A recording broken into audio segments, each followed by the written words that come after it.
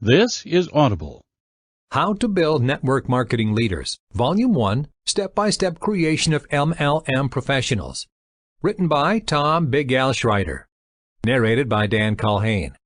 Published by Fortune Network Publishing. Produced by Archangel Inc. Dedication.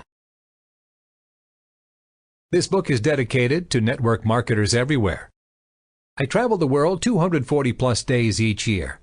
Let me know if you want me to stop in your area and conduct a live Big Al training. My website is bigalseminars.com. Get 7 mini reports of amazing, easy sentences that create new, hot prospects. Sign up today at bigalreport.com. Other great Big Al books available at bigalbooks.com. Preface. This is just a start. Not everything. Leadership is a huge topic and skill. This book certainly won't begin to cover all the principles and skills we need to master. When writing this book, I had to decide where to start and where to stop. No one wants to read 1,000 pages of leadership philosophy. No one wants to memorize 100 different leadership principles. No one wants to simultaneously master 200 different leadership skills. And what about the how-to methods to implement all those things? So if you're looking for one book to do it all, this isn't the book. This book is only a start. But we have to start somewhere, right? If we don't know what we don't know, starting is the best first option. So let's get started with learning a few things about leadership now. This book will have some philosophy, some principles, some skills, some how-to methods, but it certainly won't have them all. As in everything, we learn some things first and then later we learn more. That's why this book is called Volume 1. How to Build Network Marketing Leaders, Volume 1, Step-by-Step Creation of MLM Professionals, addresses the 600-pound gorilla in the room. Problems. Tom Big Al Schreider. I am lazy. Just give me the secret. If you can only listen this far into the book, the secret's easy. Implementing the secret will require that we learn some new skills. That's a little harder. Yes, there's always a catch. Try this little routine. Step 1. Think of all the books, audios, and seminars about how to be successful in network marketing. Step 2. Now, think about all the manuals and training programs produced by network marketing companies. And step 3. Now put all this wisdom into one large pile. Result? You now have a very big pile of stuff that few people would ever read. Wouldn't it be nice to reduce all of this network marketing success wisdom to one simple phrase? Well, here's the secret. The one simple phrase that sums up all you need to know to become a superstar in network marketing? Ready? Here it is. To be successful in network marketing, all you have to do is build leaders and make them successful. That's it. That's the total essence of that enormous pile of wisdom. Leaders make your life easy. Leaders make you financially secure. And leaders are rare. Ask a network marketer if he has leaders in his group and he'll reply, "Oh yeah, sure I do. I've got a few really good people." Well, here's the misconception. Really good people are not leaders. They're only really good people. A leader is much more than a good worker, a good recruiter, a good producer.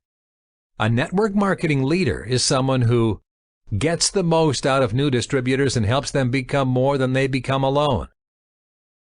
Will make sure his or her distributors order products at the end of the month.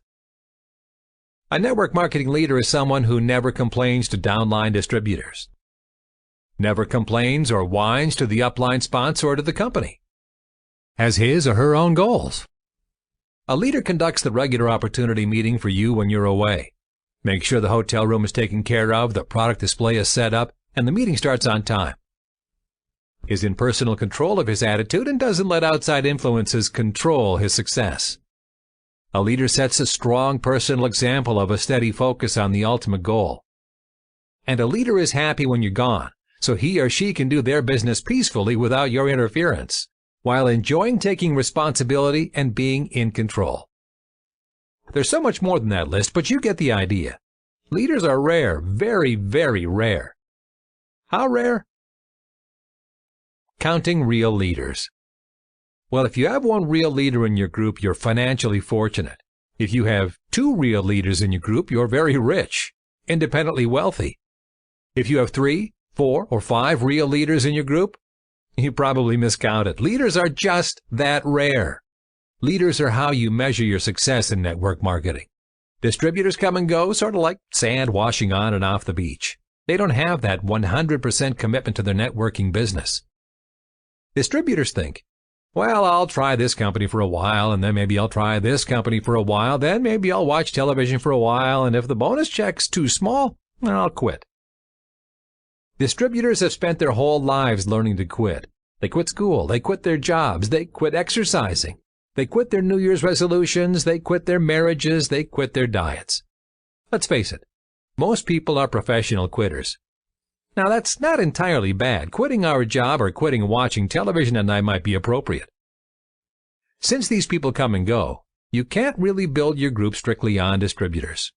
You need leaders. Disasters? If the press unfairly reports on your business, you might lose some uncommitted distributors. If a temporary product shortage occurs, more distributors will retire to mindless browsing of the internet and watching cable television. If the company adjusts a few policies and procedures, a few more distributors will exit because they fear change in their lives. However, none of these disasters will affect your leaders. Your leaders will continue to recruit, build, and motivate their downlines. Okay, having 1 or even 2 leaders may sound really great, but how do you build or find these rare, motivated, loyal potential leaders? You'll want to locate a potential leader who works so well in your absence that you'll have plenty of time to build a second leader. Let's talk about the counterfeit leader syndrome. Some people think they have leaders or potential leaders, but they really don't. Back in the early 80s, a couple of large network marketing companies went out of business. Some of their distributors had over 50,000 people in their downlines. Since their network marketing company was defunct, many of these leaders with large organizations went looking for another networking opportunity. They'd approach a distributor with another company and say, I'm looking for a sponsor to get into your network marketing company. I'd like to join your company. I just came from this network marketing company that went out of business and I had 50,000 folks in my group. Well, the sponsor got all excited. Wow, this guy's going to join. He has 50,000 distributors in his group. I'm going to be rich. I'm going to retire. I'm going to go to Hawaii. Maybe to Hawaii by slow freighter. So, the leader joins. What the sponsor didn't realize is that the group didn't really have loyalty to this so-called leader. He never really helped them. He didn't do any favors for them. There was no relationship. Out of the 50,000 people in his organization, 40,000 retired from network marketing. They didn't want anything more to do with it. Out of the remaining 10,000, about 9,000 of them didn't even know this so-called leader existed. Out of the remaining 1,000, about 950 knew and hated this so-called leader. Out of the remaining 50 distributors, about 45 just weren't sure if they wanted to join. That left only 5 people out of the original 50,000 downline who were willing to sign up. Here's this great leader who really had only about 5 distributors. That's not a leader. Finding those rare leaders. Distributors come and go, but leaders are the people who are loyal to you and the company. They're working the business for their own reasons. They'll continue working their business when you are in Hawaii or on a Caribbean cruise. How do you get that loyalty? How do you find a leader like that? Many newer distributors will see a leader in a different, competitive network marketing company. He's doing really well. The new distributor thinks, maybe if I make this leader a really great offer, I can steal him from his upline. He'll quit his present company, come join my opportunity instead. Yeah, let me offer him an extra $500 a month more than he's making now. Sounds good in theory. Why not just bribe a leader over to your group? If he isn't loyal to his present sponsor and company right now, this should be pretty easy. Sounds good, but there's just one little problem. What's going to happen when your new, freshly stolen and bribed leader gets another offer that's just a little bit better than yours?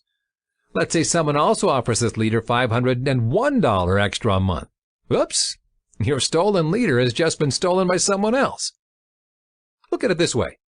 You just can't go around stealing leaders, because if they aren't loyal to their present sponsors, they certainly won't be loyal to you. Obviously, this method isn't for us. How about something else? Well, here's another approach. What you need to do is find someone who's not a leader, someone who is dedicated and wants to learn this business. You tell this potential leader if you're really sincere and you really want to do this business. I'm going to make you successful. I'm going to work with you and teach you what you need to know to become a leader, and continue until we build you a solid group and a full-time income. Imagine you spend 6 months helping to make this person successful. Do you believe your newly developed leader thinks highly of you and your commitment to his success? He sure does. He'll think you're the greatest thing since sliced bread and cable television. He might even consider having a picture of you on his desk next to his family. Now, what happens 6 months from now when another distributor approaches your new leader and says, "Hey, quit where you are now. Come with me. Start all over again from scratch. Come join my new wonderful network marketing opportunity. I know you don't know me, and I just contacted you now. And I don't normally steal leaders from other groups, but I'll be around to help you, trust me." Your leader will think, hey, if this person is okay with stealing people from others, this person will probably end up stealing people from me. Your leader might tactfully reply to this person by saying, "I don't know much about you. I do know that I can't be successful jumping around to different network marketing opportunities. And I do know that my sponsor invested 6 months to make me successful. I wasn't successful before, now I am. I owe some loyalty to my sponsor. Plus, I know my sponsor is going to continue to work with me. He's not just going to give me some lip service or promises." You have security with leaders whom you personally build. You can sleep at night. You won't be worried about network marketing pirates bearing bribes. That's how you protect your business, so that you're constantly building and going forward on a sound foundation. Nobody likes working hard just to replace lost leaders and lost business. That's one of the keys of network marketing superstars. They build and keep their leaders. Real duplication. About 35 years ago, a stranger came to me and said he wanted to be successful in network marketing. He said, "I want to really go for it. I want to be a top leader." Well, over the next 6 months, we practically lived together. We worked together at every available opportunity. We traveled together. We did 2-on-1 presentations and opportunity meetings together. We gave training meetings together. We prospected together. And guess what? After 6 months, this new leader knew everything I knew. Duplication? No. It was better than that. You see, my new leader knew everything I knew. Plus, he had all his own personal experience and wisdom. He was the product of my knowledge, plus his own unique personal knowledge. Yes, he was even a better leader than I was. Now, this is no time to get jealous or upset. How many people would love to have some personally sponsored leaders who are even more talented than themselves? This definitely is not the time to let one's ego get out of hand, because we're talking money, serious money. It's great to have super talented leaders on your team. Better than real duplication? Absolutely. After I trained my new leader to be better than myself, guess what he did? He immediately started mentoring his first potential leader. For the next 18 months, he trained his new emerging leader. Now, what did this new leader know after the 18-month apprenticeship? First, he knew everything I knew. Second, he knew everything his sponsor knew. Third, he also knew everything he personally knew from his own experience. This new leader knew more and was a better producer than his sponsor was or I was. He was better at network marketing than both of us, and he made a point of constantly reminding both of us of that fact. And that's okay. Now, in a period of less than 3 years, I had developed 2 good solid leaders who were more talented than I was. Yes, I was happy. Wouldn't you be? Intelligence test. Now compare the following 2 scenarios. Scenario 1. You work hard for 3 years, sponsoring lots and lots of distributors. You give plenty of opportunity meetings, solve downline social problems, change companies once or twice, and at the end of 3 years, you have nothing. Scenario 2. You develop 1 or 2 leaders over 3 years and become rich. retired, secure, and very, very happy. That's not a very tough choice. It's the steady, slow, focused network marketing leaders who build one leader at a time, who really maximize the benefits of a networking career. They have the patience and the vision that this is a lifelong career, not a job. Lifelong career? Of course. We all do network marketing every day. We might as well get paid for it. Now let's talk about sorting for potential leaders. Yes, always think in terms of leaders. All along in your career, you're going to be sponsoring distributors. However, occasionally you're going to see somebody who says, maybe I can be a leader too. Helping this person become a leader will require a lot of work and a lot of time. We can't afford to spend 6 months or 1 year with a pseudo-leader. We want to be almost certain this potential leader prospect is serious. After all, who wants to waste 6 months of his life on an unqualified prospect? That would be 6 months of your life that you would never get back. Time is a valuable asset. The sincerity test. How can we test for sincerity and commitment? Well, here's one way. Ask your potential leader, how do you feel about this business? Then listen. There are 3 types of commitment. Pay close attention. It could save you months and months of wasted time. The first commitment is when a prospect says, well, I'll try. This is the weakest form of commitment. This is the commitment that creates temporary distributors. The second type of commitment is when the prospect announces, I'll do the best that I can. This is much better. Many of our best distributors make this commitment. And finally, there's the third type of commitment, when the prospect promises, I'll do whatever it takes. Our potential sales leader will make this type of commitment, and this is only their first step. It'll take a lot more for them to actually become a leader. But if they're unwilling to make this first step, you might want to save your time for someone who deserves and needs your time more. So imagine your distributor answers, this business sounds pretty good. I'm ready to give it a try. When your distributor says that he'll try it, what does that mean? Does it mean if he doesn't get a check tomorrow or if the check is not directly deposited in his bank, he'll quit? Does it mean he's going to work for a few weeks and if he's not lucky, he'll try something else? Maybe he'll try the state lottery. Your distributor is saying this. I'll try it. It seems to be convenient. It doesn't appear to require much work. Press a little harder for a commitment and you'll hear this distributor say, are you telling me I actually have to go to opportunity meetings? I already know how they end and use the product? Well, why should I have to use the product? I just want to sell it. Or, why do I have to go to training? I just want to be rich. Isn't there a shortcut? Basically, we're talking about a distributor here with the lowest level of commitment. This is not a potential leader. A better commitment? Let's ask another distributor, how do you feel about this business? Then listen. He replies, I'll do my best. Pretty good commitment, isn't it? You'd like one of your distributors to approach you and say, yes, I want to be a leader and you have my commitment that I'll do my very best. And you know what?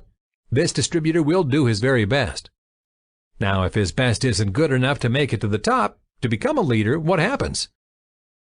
Your distributor says, well, I did my best, I gave it my best shot, it just didn't work out. It just didn't work out. Ouch. That's not what you want to hear after a 6-month investment in your potential leader. He gave his best effort, he worked hard. This is just a pretty good commitment, but that didn't make him a leader. What you actually had was a really good distributor. Nothing wrong with that.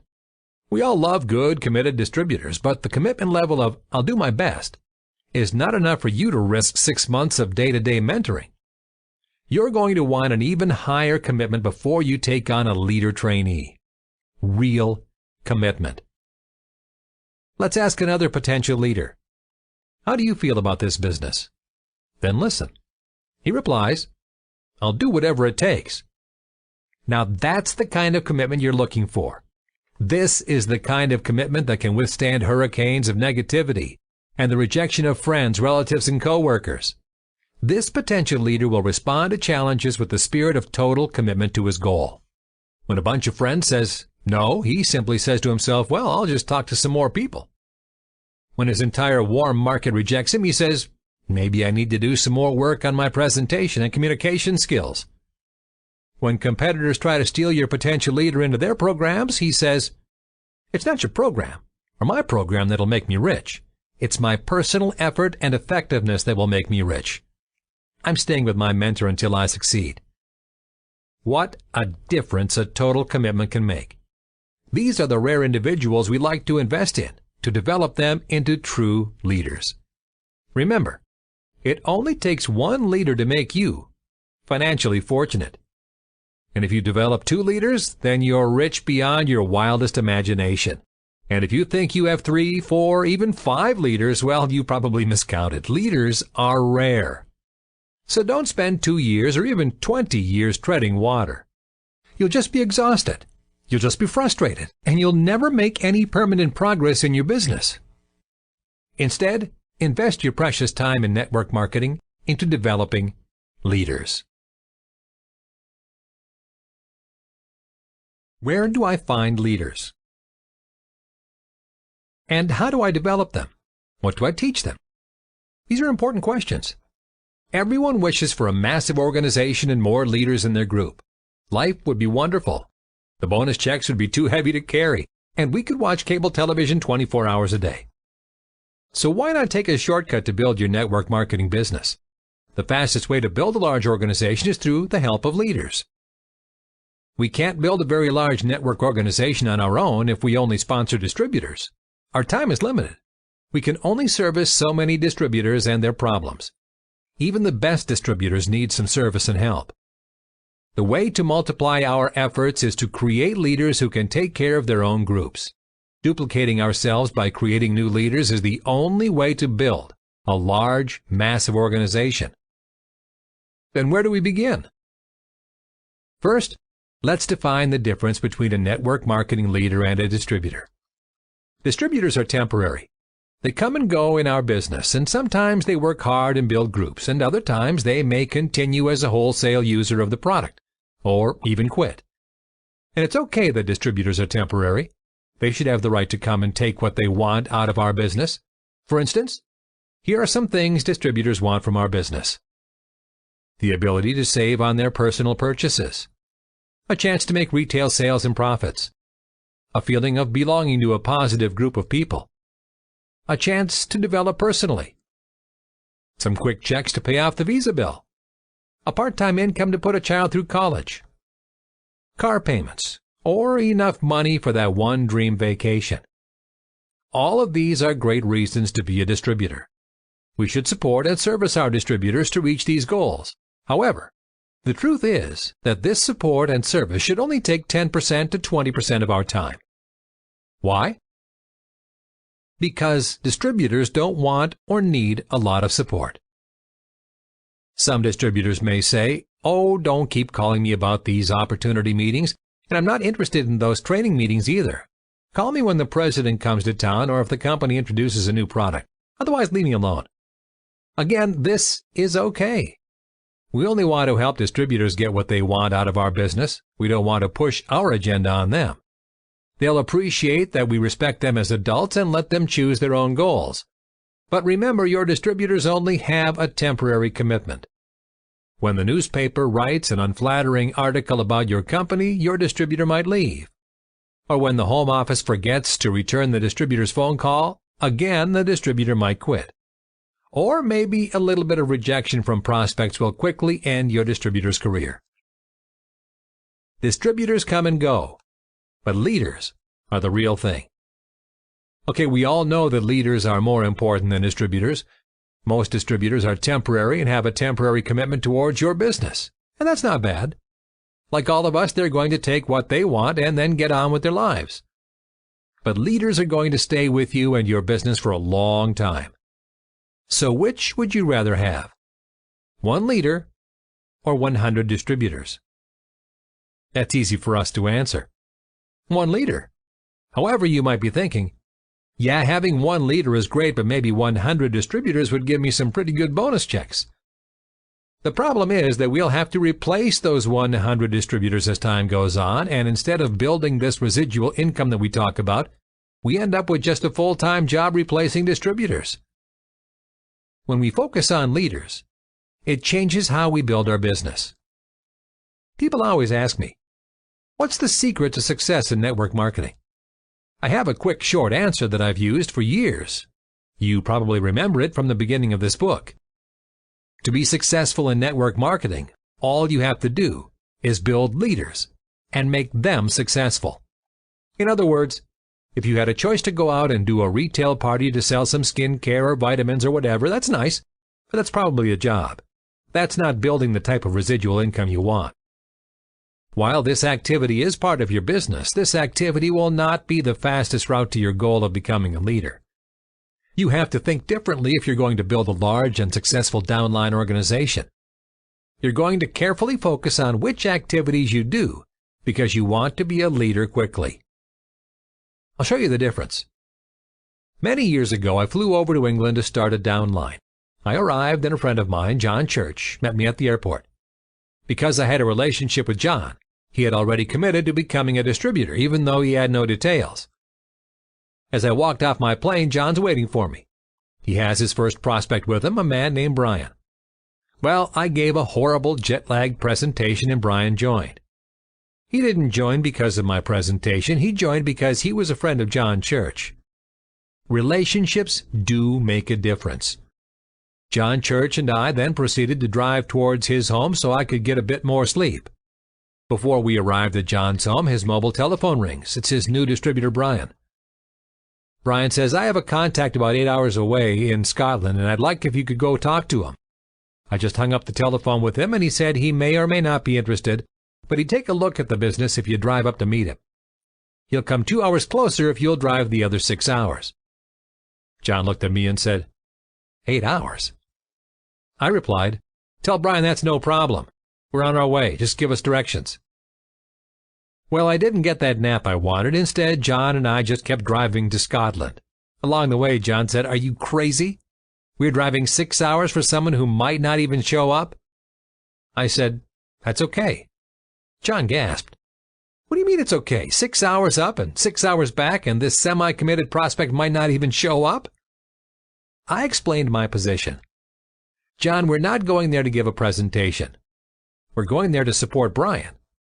We want to let Brian know that because he wants to be a leader, we're going to help him to the ends of the earth no matter what, until he becomes a leader.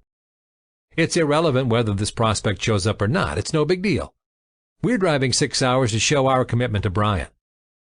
That's the difference in focus I'm talking about. Because we're focused on building a leader, our activity changes also. We'll concentrate on different tasks and take different viewpoints on situations than other networkers because we're building leaders. The above example with Brian and John will also change how you feel about failure when somebody doesn't show up at a meeting or a lot of guests don't come. You'll have less stress and more focus because you're thinking, the reason I'm doing this meeting is to develop this person into a leader. This helps us focus on what we're doing because we know why we're doing our present activity. This focus and understanding helps us move forward in our business, and we make progress. So that's what I mean by changing what you do to build leaders instead of lots of less important activities which can take up your day. Now, earlier, I asked if you would rather have one leader instead of 100 distributors. I'm sure you chose one leader. But just in case you're still skeptical, consider the following example. Generals make a difference. Imagine that you're the supreme dictator of your own country. That's a pretty good job, and you have your own army with 5 loyal generals. You also have 100,000 infantrymen. Of course, the generals represent leaders, and the infantrymen represent distributors in case you're not following this analogy. What happens next is that one night, I sneak across enemy lines and attack your army. I use my pink belt in karate and go chop, chop, chop, and I beat up all 100,000 of your infantrymen. The next morning you wake up and you have 5 generals remaining. All of your infantrymen went home to their mothers for sympathy. Now here's the important question. With only 5 generals left, could you rebuild your army? Of course you could. That's the importance of leaders. When things go bad and everyone abandons ship, you can still rebuild your organization if you have loyal leaders. What if the opposite happened? What if I were to sneak across enemy lines and kidnap your 5 generals? What would happen then? The next morning you wake up and all you have remaining are your 100,000 infantrymen with no leadership or direction. They start marching in circles, firing inward, stepping in latrines, and getting lost. It's a total disaster. So as you see, generals are everything. Some networkers build leaders. Other networkers are just busy. That explains why some networkers can work for a few years and finally retire from their business. These networkers focused all their activity on building leaders. The other networkers, the ones that were just busy, well, they're still just busy. If you're not convinced that building leaders is important by now, well, I don't know what else I could say. Okay, let's get some leaders. We need a step-by-step plan. And that's easy because I studied engineering. If you're not familiar with engineers, we need a step-by-step plan for everything. That's why we find it hard to dance without blueprints and instructions, and no one has given us the complete rule book on matching clothing.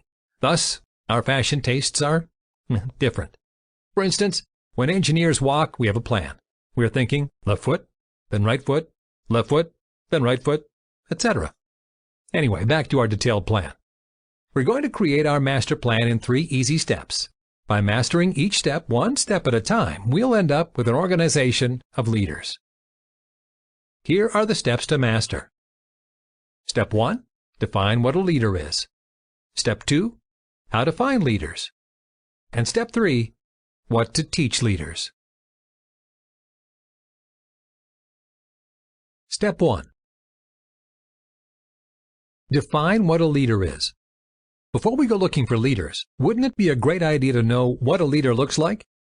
It's a lot easier to find somebody if we know what he looks like. On a recent teleconference training call, I asked the group, does anybody on tonight's call have a good definition of what a leader is? The answers were, someone who's willing to step up and help encourage others. Someone who makes sure that he gets done what needs to be done. Somebody who's coachable. Somebody who's good with people, a good communicator. Someone with a vision. Someone who wants to learn and wants to succeed. And someone who commits to taking the action that's required to make it to the top.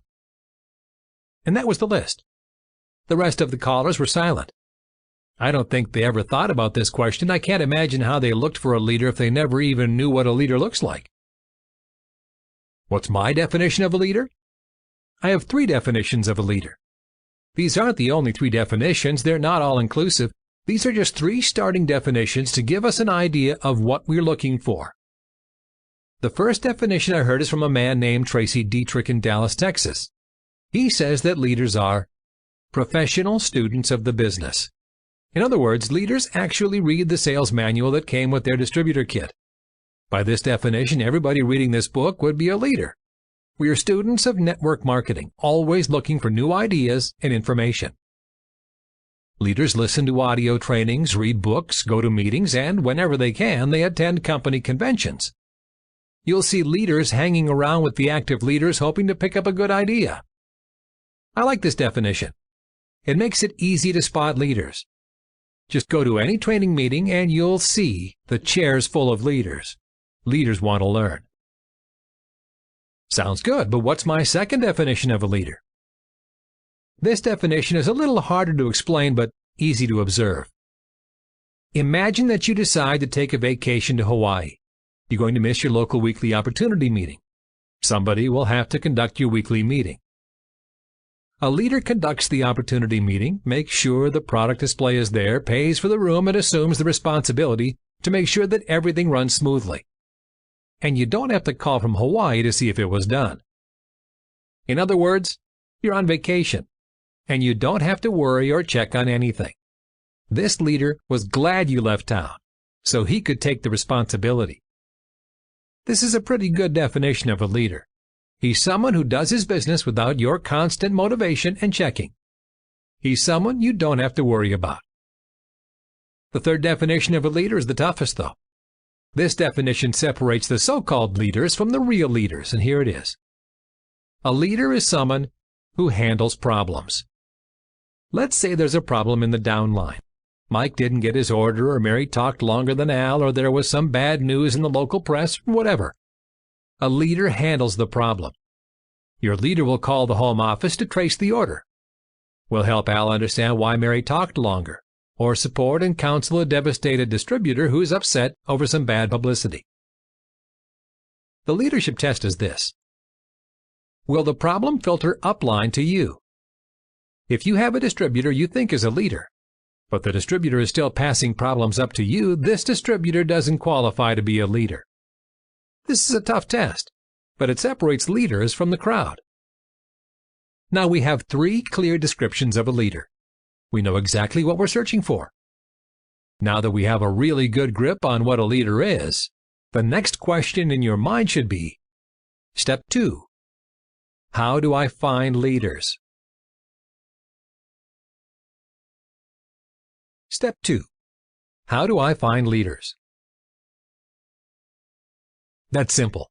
There are only 2 ways to get leaders. The first way to get leaders is to steal them. We talked about that earlier, how a new distributor thinks, maybe if I make this leader a really great offer, I can steal him from his upline. He'll quit his present company and come join my opportunity instead. Yeah, let me offer him an extra $500 a month more than he's making now. Ouch. If this leader can be bought once, this leader can be bought again. So we could steal leaders, but the problem is that we will only end up with temporary leaders. This means we would have a job for the rest of our lives replacing leader after leader, wouldn't we? This isn't what we're looking for. You see, a lot of distributors advertise for leaders. They try to persuade leaders to join them with the newest hot deal because it costs 1/10 of a cent less or it pays 1% more. But what happens when someone else charges 2/10 of a cent less or pays 2% more? That temporary leader is gone. Plus, leaders usually aren't sitting around the house unemployed answering ads from desperate sponsors. They're not waiting. They're out doing something. It's a full-time job replacing temporary leaders. It's not really building a permanent, loyal network marketing organization. Let's save time and eliminate further discussion about stealing leaders because that's not really what we want to do. We want permanent income. So what is the second way to get leaders? The second way to get leaders is to build them from scratch. In other words, we're going to find a distributor who is not a leader now. Then we're going to teach him exactly how to become a leader. But there is a challenge. If this distributor is not a leader now, he's going to look exactly like any other temporary distributor, right? So what does a leader look like? Let's talk about the profile of a leader. At a leadership event, I asked all the leaders to stand up, look around at the other leaders, and see how many of the other leaders were like them. After looking around, the leaders couldn't find anyone else like themselves. The lesson? Don't spend too much time trying to get people to be like you, to act like you, to do exactly the same things that you do, etc. It's okay to have leaders who are not carbon copies of yourself.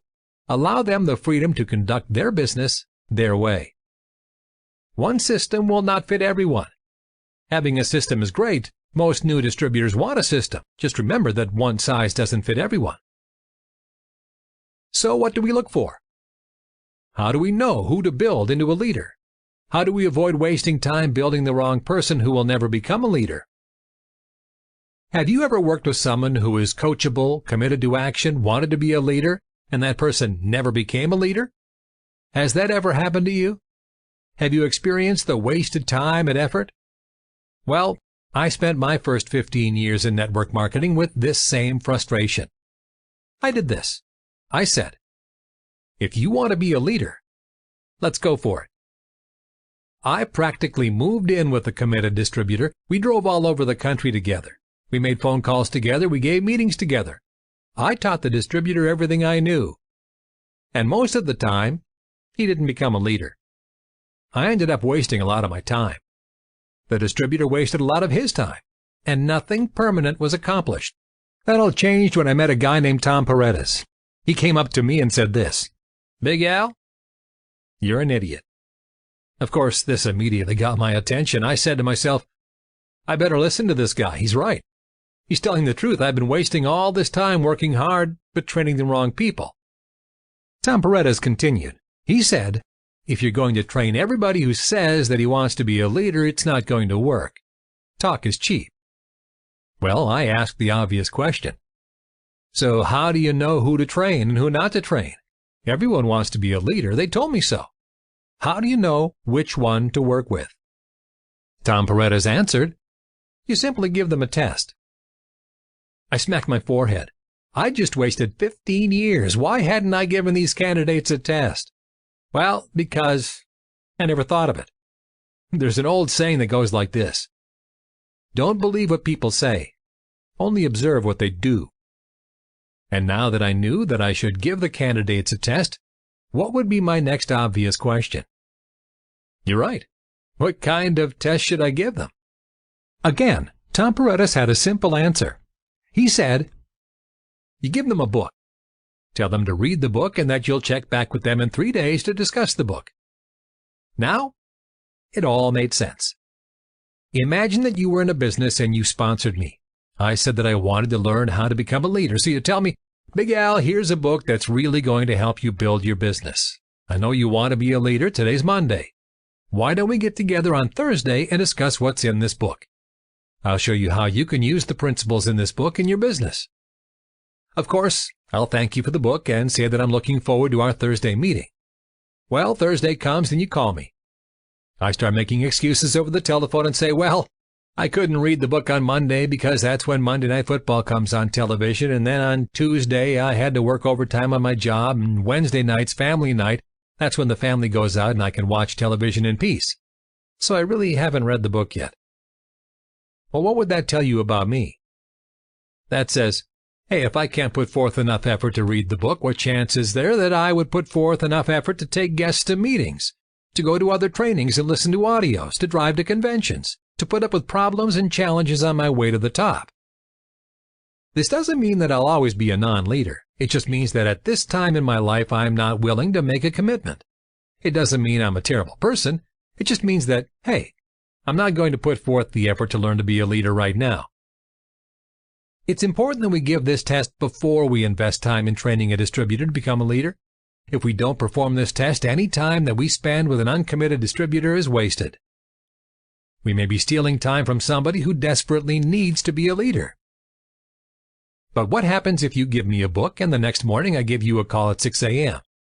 I say, I know it's early, but I'm wired with excitement. I've highlighted the book and made an outline. I know it's 6 a.m., but let's get together for breakfast. If we hurry up, we can have breakfast at 6:30 and talk about this book before I go to work. What would that tell you? Ka-ching! We have a winner here. This is a simple test, but it makes all the difference in the world. By the way, I haven't mentioned which book to give as a test, have I? Of course, you can give them a Big Al book because they'll learn great network marketing skills. Any of my wonderfully written books would do. But it doesn't matter which book you give as a test. Why? Because it's only a test. You're only checking for action from your potential leader. Remember, almost everyone will say they want to become a leader, but talk is cheap. You have to check for that action commitment. So if you don't have a book handy, you can give them a National Geographic magazine, right? It doesn't matter. You're only checking for action. By the way, if you don't have a book or a magazine, what else can you give as a test? You could use a video, an audio, or have your potential leader listen to a conference call, or send him to a store for milk and cookies. It's only a test. But if you don't have a book, an audio, or even a video, you might reconsider your leadership capabilities. Danger, danger, depression approaching. When you give your potential leadership candidates this test, I have to give you this warning. You might get depressed. After reading about this test, you'll want to grab a book and give the leadership test to your brother-in-law, your friends, and your best distributors. You might expect too much from these people. Let me tell you a story about a friend of mine in Canada. He was doing pretty well with his business, but after he heard about this leadership test, he went out and gave this test to some of his distributors. He called me a year later and said, I took your advice last year and I gave my best distributors the leadership test. I gave them all a book. Here's what happened. All of my so-called potential leaders flunked. I felt really bad and totally depressed. Then here's what I did next. I gave this same test to a bunch of second stringers. You know, the people who didn't drive as nice a car, didn't have as many contacts, didn't have as big of a vocabulary, didn't seem like the salesman, just ordinary distributor who weren't quite as good as my top people. Again, most of these second stringers failed. However, a few of these distributors passed the test, and I spent the last year working with them. It's been the most productive year of my life. I don't have to call these people to make sure they're coming to meetings. They call me to make sure that I'm going to be there. We have the most positive people at our opportunity meetings, people who are motivated, people who are going places. It's been a fantastic year. The reason I tell you this story is not because it has a happy ending. I tell you this story because here's what will happen after you read this book. You'll give this leadership test to a lot of your best distributors, and most of them are going to flunk. And then you'll say, I know my brother-in-law would really make a great leader, and the only reason he didn't read the book is whatever. And you'll start making up excuses for people who aren't ready to become a leader. Then you'll start investing time with really nice people who didn't pass the leadership test and won't become leaders. That's bad for business. So be prepared for some disappointment. Don't take the results personally. You're only looking for distributors who pass the test and are willing to invest action to back up their words. Don't invest leadership training time with distributors who don't pass the test. Let me give you an example of the conversations you'll have with distributors who don't pass the leadership test. The distributor says, I've been working this business for 3 months now and I'm just not making any money. This business doesn't work. Big Al replies, strange. This business seems to work for some, and if this business works for some and doesn't work for others, then maybe the business isn't what makes the difference. There must be some other factor. Well, the distributor says the products are too expensive. That's why I can't make this business work. And Big Al says, strange. I think that everyone in our company has the same products. I don't think any of the leaders get a special set of products with special prices. The leaders get the same products as the other distributors. I don't think the products are what makes a difference in your business. And the distributor says if the compensation plan paid better, it'd be easier to get prospects to join. Why doesn't the company pay out more money on personal enrollments? Big Al again says, strange. I think the leaders have the same compensation plan as the other distributors. And the distributor replies, so what are you trying to say? Are you saying that it's my fault? Are you accusing me of not being a leader? And Big Al says, well, let's see. Is it okay if I ask you a few questions about how you're attempting to build your business? Distributor says, sure, go ahead. Big Al says, when you give presentations to prospects, do you know the 3 reasons why prospects make the decision to join? The distributor thinks about it. 3 reasons. Well, I guess I really don't know that one. I'm not sure what the 3 reasons are that determine the prospect's decisions. And Big Al says, well, when talking with prospects, do you address the 3 questions prospects need to know in order to make an intelligent decision to join or not to join? 3 important questions, huh? The distributor says, no, I don't think I'm familiar with them. Maybe I don't answer those questions in my presentation. And Big Al says, well, when you give a presentation, what's the first sentence you use to get the prospect to lean forward instead of leaning back?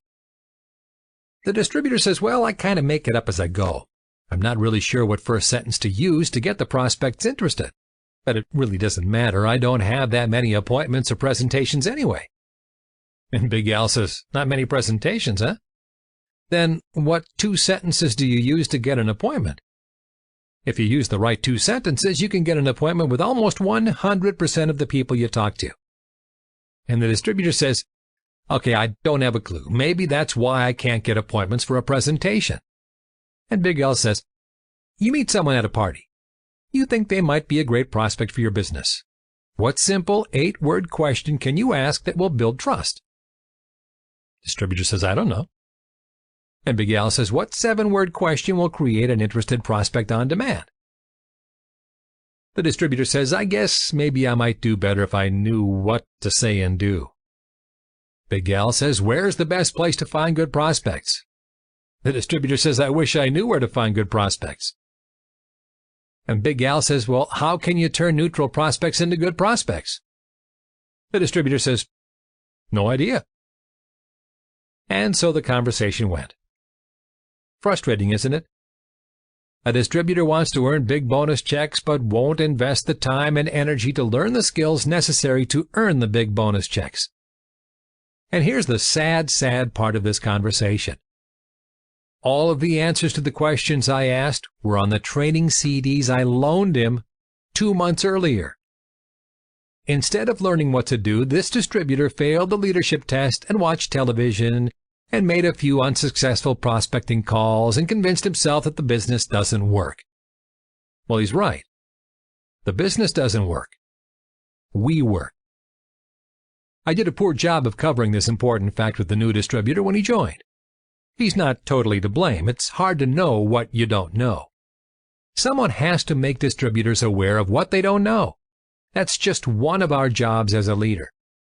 We can't assume that new prospects know everything they need to learn and master to become successful. But before you invest that time in training, make sure that distributor passed the leadership test first. You can run with 1,000 leaders, but you can only drag one. We can't build a huge team without leaders, and we can't build leaders if we're dragging people with us every step of the way. Let's move on. We've given our distributors the leadership test and identified people who look like ordinary distributors, who act like ordinary distributors, but these are special people. These chosen few will now be trained to become leaders. And here's the $64,000 question. Remember step 3? Well, if you don't, let me review the 3 logical steps. Step 1, define what a leader is. We have 3 definitions. The step's easy. Step 2, how to find leaders. We just covered this. Sure, we can find leaders, but they'll be temporary leaders. The permanent way to build leaders is to train ordinary distributors who pass the leadership test to become leaders. And step 3, what to teach leaders. Yes, this is the big question. What do leaders know that distributors don't know? Why not look into that right now? Step number 3, what to teach leaders. Look at it this way.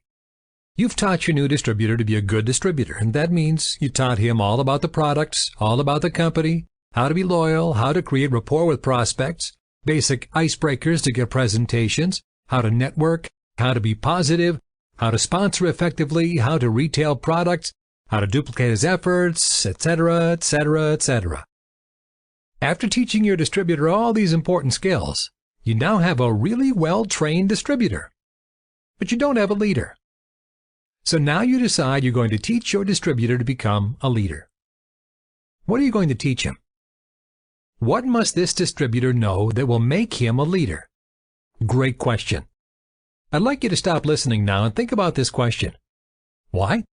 Because as busy networkers, we get so involved with building a business that we fail to stop, think, and plan exactly what we should be doing. Here is your chance to plan.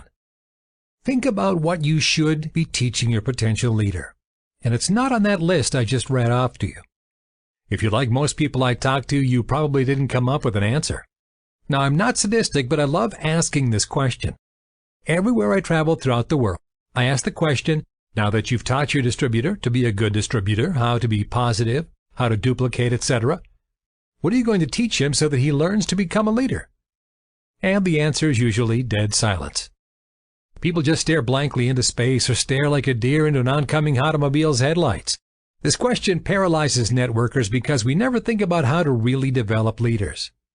Here's what many networkers do to attempt to build a distributor into a leader. They teach their distributor to be positive. That's nice, but all they create is a more positive distributor. Or they move in with their distributor. That was my original, very flawed plan. All their waking hours are spent teaching new skills to the distributor. They travel with the new distributor, they do presentations with the new distributor, they attend training seminars and regional conventions with the new distributor. And that's all nice. The leaders bond and build a relationship with their new distributor. However, all they accomplish is developing a really friendly distributor. Having friends is a great thing, but wouldn't it be nice to build a leader or two so that we could have enough money to spend more time with our good friends? But it gets worse. Do distributors waste your time? Has this ever happened to you? Have you said to yourself, this distributor would make a great leader. I'm going to travel with him, help him become positive, and train him with everything I know. And what happens? Most times, it doesn't work out. All of our training and effort is wasted. Our distributor does not become a leader. Worse yet, he may even quit our business. And there you have it. 6 months, a year, or even more of your time wasted. All of our time and effort, and nothing to show for it. Not only did we waste our time, but we wasted our distributor's time too. Could we be teaching the wrong things? In order to know what to teach distributors to build them into leaders, we first must identify the true difference between leaders and distributors. What's the difference? Are leaders taller, more handsome, or more beautiful? Live in better neighborhoods? Drive different types of cars? Do they memorize presentations more accurately?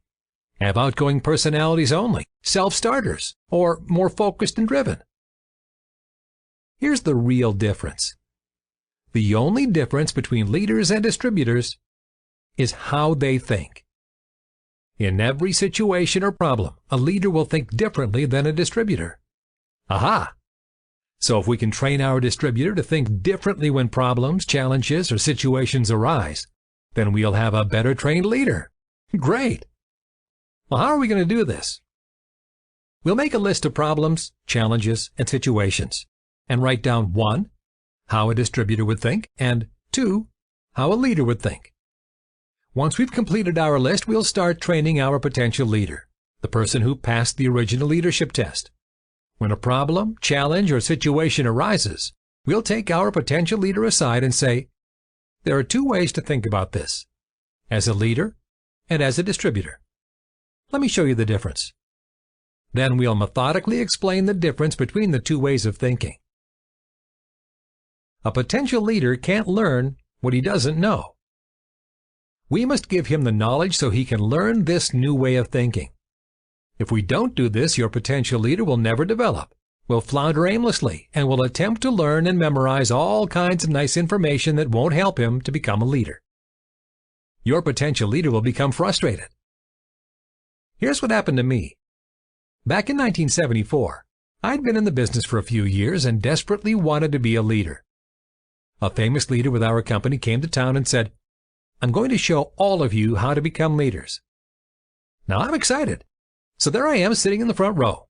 Well, actually I'm in the second row because I don't want to be called on or volunteered for anything. The famous leader tells our group this: if you want to be a leader, be more positive. I'm sitting there thinking, could you be a little more specific? That doesn't help me at all. There's nothing tangible that I can grasp. I've been trained to be a good employee all my life. My teachers told me to get a good job. My employers say to work hard and I can get promoted to a better job. I think like an employee and you have to tell me exactly what to do. I left that meeting pretty frustrated. I didn't get the knowledge and information I needed to change. The worst part was that I didn't know what to change in order to become a leader. Do your potential leaders suffer the same frustrations? If they do, let's solve their frustration and teach them exactly how and what to think in every problem, challenge, or situation. The best way to show how this works is to give you some practical everyday examples that you can use right away. Let's get started. Imagine that you sell a product. You go next door and sell some product to your neighbor. You come back home, order the product from the home office, and it's on back order. If this happened to you, what would you think? Would you think, this is terrible, I took my neighbor's money and didn't deliver the products. He's really going to be mad at me, and then he'll tell everyone in the neighborhood that I'm dishonest. My reputation will be ruined. I'll never be able to show my face again. Everyone in the neighborhood is going to laugh at me. My company can't even keep the products in stock. This is a simple job. If the company can't even keep products in stock, well, they probably won't be able to pay bonus checks. They probably can't even hire and fire employees properly. In fact, I bet they don't even have employees, just a bunch of answering machines. The company's going to collapse, and Western civilization as we know it will collapse. I quit. Would you characterize this as leadership thinking or as distributor thinking? It's obvious. This is distributor thinking. And you'd get distributor results and a distributor-sized bonus check because of this thinking. Everyone has problems. Leaders and distributors face the same problems every day. Leaders don't become leaders because of lack of problems. They become leaders because of how they think and handle problems. Leadership thinking. How would the leader think? when confronted with the exact same backorder situation. A leader might think, whoa, the product's backordered. These products are so much in demand that even if my customers give me money, they still can't get the product. It's so exclusive and selling so well, the company can't keep the products in stock. My new customer is going to be so impressed, he'll probably order 2 or 3 times more product to make sure he can get some. That means 2 or 3 times more product volume for me, and 2 or 3 times the bonus check. Wow! I hope they bring on some more back orders. Yes! Would you characterize this as leadership thinking or as distributor thinking? Again, it's obvious. This is leadership thinking. And you'd get leadership results and a leader-sized bonus check because of this thinking. Here's what distributors don't know. It doesn't cost anything to change your thinking. Most distributors think, well, I'm stuck with one kind of thinking. There's no way that I can change it. This is the only way to look at situations. This I can't change my thinking viewpoint comes from years of conditioning from parents, teachers, friends, and employers. But this viewpoint isn't true. Of course we can all change our thinking, if we want to. But how do you convince your potential leader that he can change his thinking?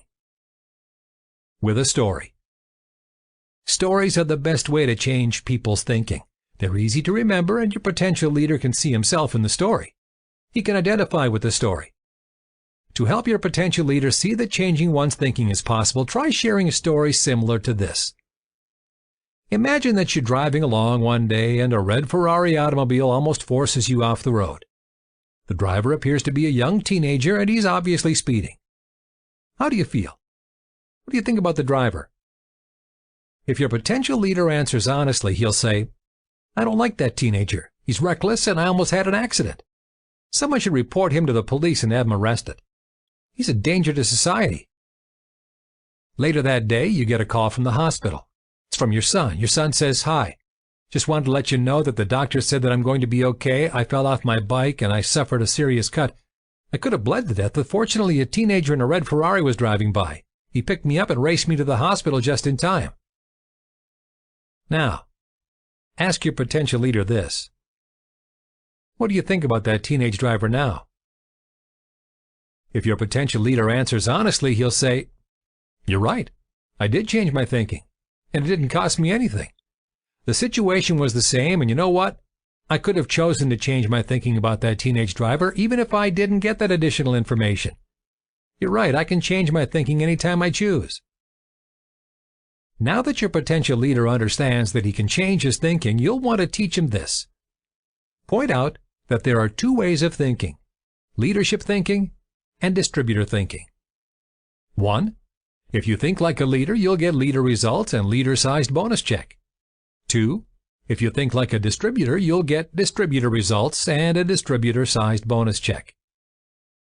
Then give your potential leader a big dose of personal responsibility. Tell him, I'm not going to change your thinking. That's up to you. If you want distributor results, think like a distributor. If you want leadership results, think like a leader. It's strictly up to you which results you want. Pick the results you want in life, and then you'll know what type of thinking to choose. This is a big step, but this is the only way you can effectively build a leader. Because if you don't do this, you're going to spend a lifetime fixing all their problems, answering all their questions, holding their hand, and trying to remotivate them after every challenge. Okay, so what exactly will I teach them? Let's make this concrete here. First, write down all of the everyday problems you encounter in your business. Second, for each problem, write down what would represent leadership thinking and what would represent distributor thinking. And third, write down any appropriate stories that you could tell your potential leader to help him change his thinking from distributor thinking to leadership thinking. That's it. That is what you're going to have to teach them. Teaching with stories. Let's write down some common problems and how we'll teach our potential leader to change his thinking. Problem number 1. My sponsor doesn't help me. Is that a common problem? I hear it all the time. People call me and complain, I can't become a leader, I can't even become a good distributor because my sponsor doesn't help me. This is easy to identify as distributor thinking. Here's the story I tell the caller to help change his distributor thinking into leadership thinking. I am a professional victim. Here's what happened to me when I first started in network marketing. I was in business for 1 year and 10 months and had no distributors and no retail customers. I was an absolute failure. A concerned leader came to me and said, "Big Al, you're not doing very well." I had to defend my failure, so I replied, "Of course I'm not doing well. My sponsor doesn't help me. He doesn't know any more about this business than I do." Then the leader stared at me and said, "Big Al, tell me about your sponsor. Does he sponsor anybody else besides you?" Oh, this was getting personal now. I had to admit that my sponsor had indeed recruited other distributors into the business, but most of them were not successful either. Maybe just 1 or 2 of them became successful. And the leader closed with this cutting remark. He said, "Big Al, tell me about the 1 or 2 other distributors who are successful. Don't they have exactly the same sponsor as you do?" Ouch, that was mean. But all of a sudden I got it. I understood that I couldn't blame my sponsor. After all, success had nothing to do with him because he sponsored successful and unsuccessful people. And if it didn't have anything to do with my sponsor, that left me. My distributor thinking instantly changed to leadership thinking because of this incident. And when I tell this story to distributors who call, do they change their thinking that quickly also? No. Maybe after listening to my story, they changed their thinking just a little bit closer to leadership thinking. You might have to tell several stories over a few weeks to completely change their thinking concerning this problem. You're not going to change someone's thinking from distributor thinking to leadership thinking overnight. However, you have to start somewhere. So why not start accumulating your stories now? What doesn't work? Let me tell you what I found is a complete waste of time. Lectures. Lectures don't work. If you want proof that lectures don't work, just think back to when you were a teenager and how many lectures you received and how well they worked. Point made. Lectures don't work. Stories do. So the best way to change a potential leader's thinking is with stories that illustrate graphically, hey, this is reality. This is what works in the real world. That's what happened to me when I found out that my sponsor was not the determining factor in my lack of success. I couldn't deny the facts. Other distributors had the exact same sponsor I did, and they became successful. At that moment of enlightenment, I jumped from distributor thinking all the way to leadership thinking on that one issue. Unfortunately, I had some other issues too, but I overcame them in exactly the same way, by recognizing a different way of thinking through the power of stories. How about another problem? Let's go through another concrete example of exactly how to use this method. Imagine that my sponsor lives too far away. I can't become successful because my sponsor doesn't come to help me. How are we going to move my thinking from distributor thinking to leadership thinking? Here's a story you could tell me. You say, "Big Al, I know you think that you can't become successful because I live too far away. I can't help you do local meetings, and I can't come to your hometown to help you do 2-on-1 presentations. However, let's imagine that you're taking a flight home to Houston, Texas. There's another passenger sitting next to you on the airplane. Your casual conversation goes like this. Big Al says, "Hey, what do you do for a living?" Passenger says, "I'm the president of a local entrepreneurs club. We have 10,000 members, and they're all entrepreneurs. We meet in the evenings because we all have regular jobs, but our club is looking for a part-time business to get into." Big Al says, "Oh, really? What kind of business?" And the passenger says, "Well, we don't want to have stores because that would be boring. We'd be tied down to one location. We're outgoing people and we're interested in sales and marketing. We enjoy meeting, networking, and working with other people. We don't have a lot of money to invest, maybe only a couple $1,000s each, but we're willing to work as hard as we can to build successful businesses. But you know what? I haven't been able to find any part-time business for our members yet. And if I don't find something pretty soon, they're going to throw me out of office. I'm pretty worried about that." And you say, "So what are you thinking, Big Al?" You're probably thinking, "Oh man, I've hit the mother lode. My business opportunity is going to be perfect for her members. She's going to thank me." And then, Big Al, you ask, "Oh, by the way, where do you live?" And the passenger says, "I live in Miami." And you say, "Well, now, Big Al, you're going to throw up your hands in despair and say, "Oh no, that's too bad. I could never sponsor you because I wouldn't be local. You can't become successful in my business unless I live close to you." At that point, I change my thinking. I understand that if I keep believing that the sponsor must live locally, I would pass by many great opportunities. In fact, if I keep that distributor thinking, that would mean that I could never sponsor someone more than 10 miles away from my house. After you tell me that story, will my thinking move from distributor thinking to leadership thinking? Maybe not all the way, but I'm getting closer, right? So why not tell me this story next? It's called the gold mine. Imagine you're standing in a gold mine. There are hundreds and thousands of pure gold nuggets scattered at your feet. Gold nuggets equaling opportunity for those of you who aren't following the path of this analogy. But your sponsor isn't there. There's no one to tell you to pick up the gold nuggets and put them in your pocket. So what do? You go home and watch cable television because your sponsor didn't help you. Silly, isn't it? When you join network marketing, we're providing an opportunity, not an entitlement. It's up to us to take advantage of the opportunity, or we can complain about the company's newsletter, the color of the product label, or our not-too-helpful sponsor. So our success in network marketing is up to us, not our sponsor. In fact, we can choose to be successful or not, even if our sponsor didn't exist. But try this story to make things even more obvious to the distributor who still believes his sponsor must be local and helpful. This one's called the class reunion. Let's say you're at your class reunion. One of your old classmates says, "Wow, you're in network marketing. That's great. I always wanted to be a network marketing distributor. Would you be my sponsor? Please? Please? I'll work harder than anybody you ever sponsored." Unfortunately, your classmate now lives in New York City, 500 miles away. If you believe that a distributor can't be successful unless she has a local sponsor, what are your choices? You could sell your home and move your family to New York City so that you could be her local sponsor. But that means you'd have to move again to Chicago if you sponsored someone new there, and then to Tulsa, and so on. Or what happens if your classmate moves from New York City to Florida? Does that mean that you'll have to move to Florida? Gets complicated, doesn't it? So when distributors say, "I can't be successful because I don't have a local sponsor to help me," simply ask them if they're willing to move every time they sponsor a non-local distributor. Let's do one more concrete example. My products are too expensive.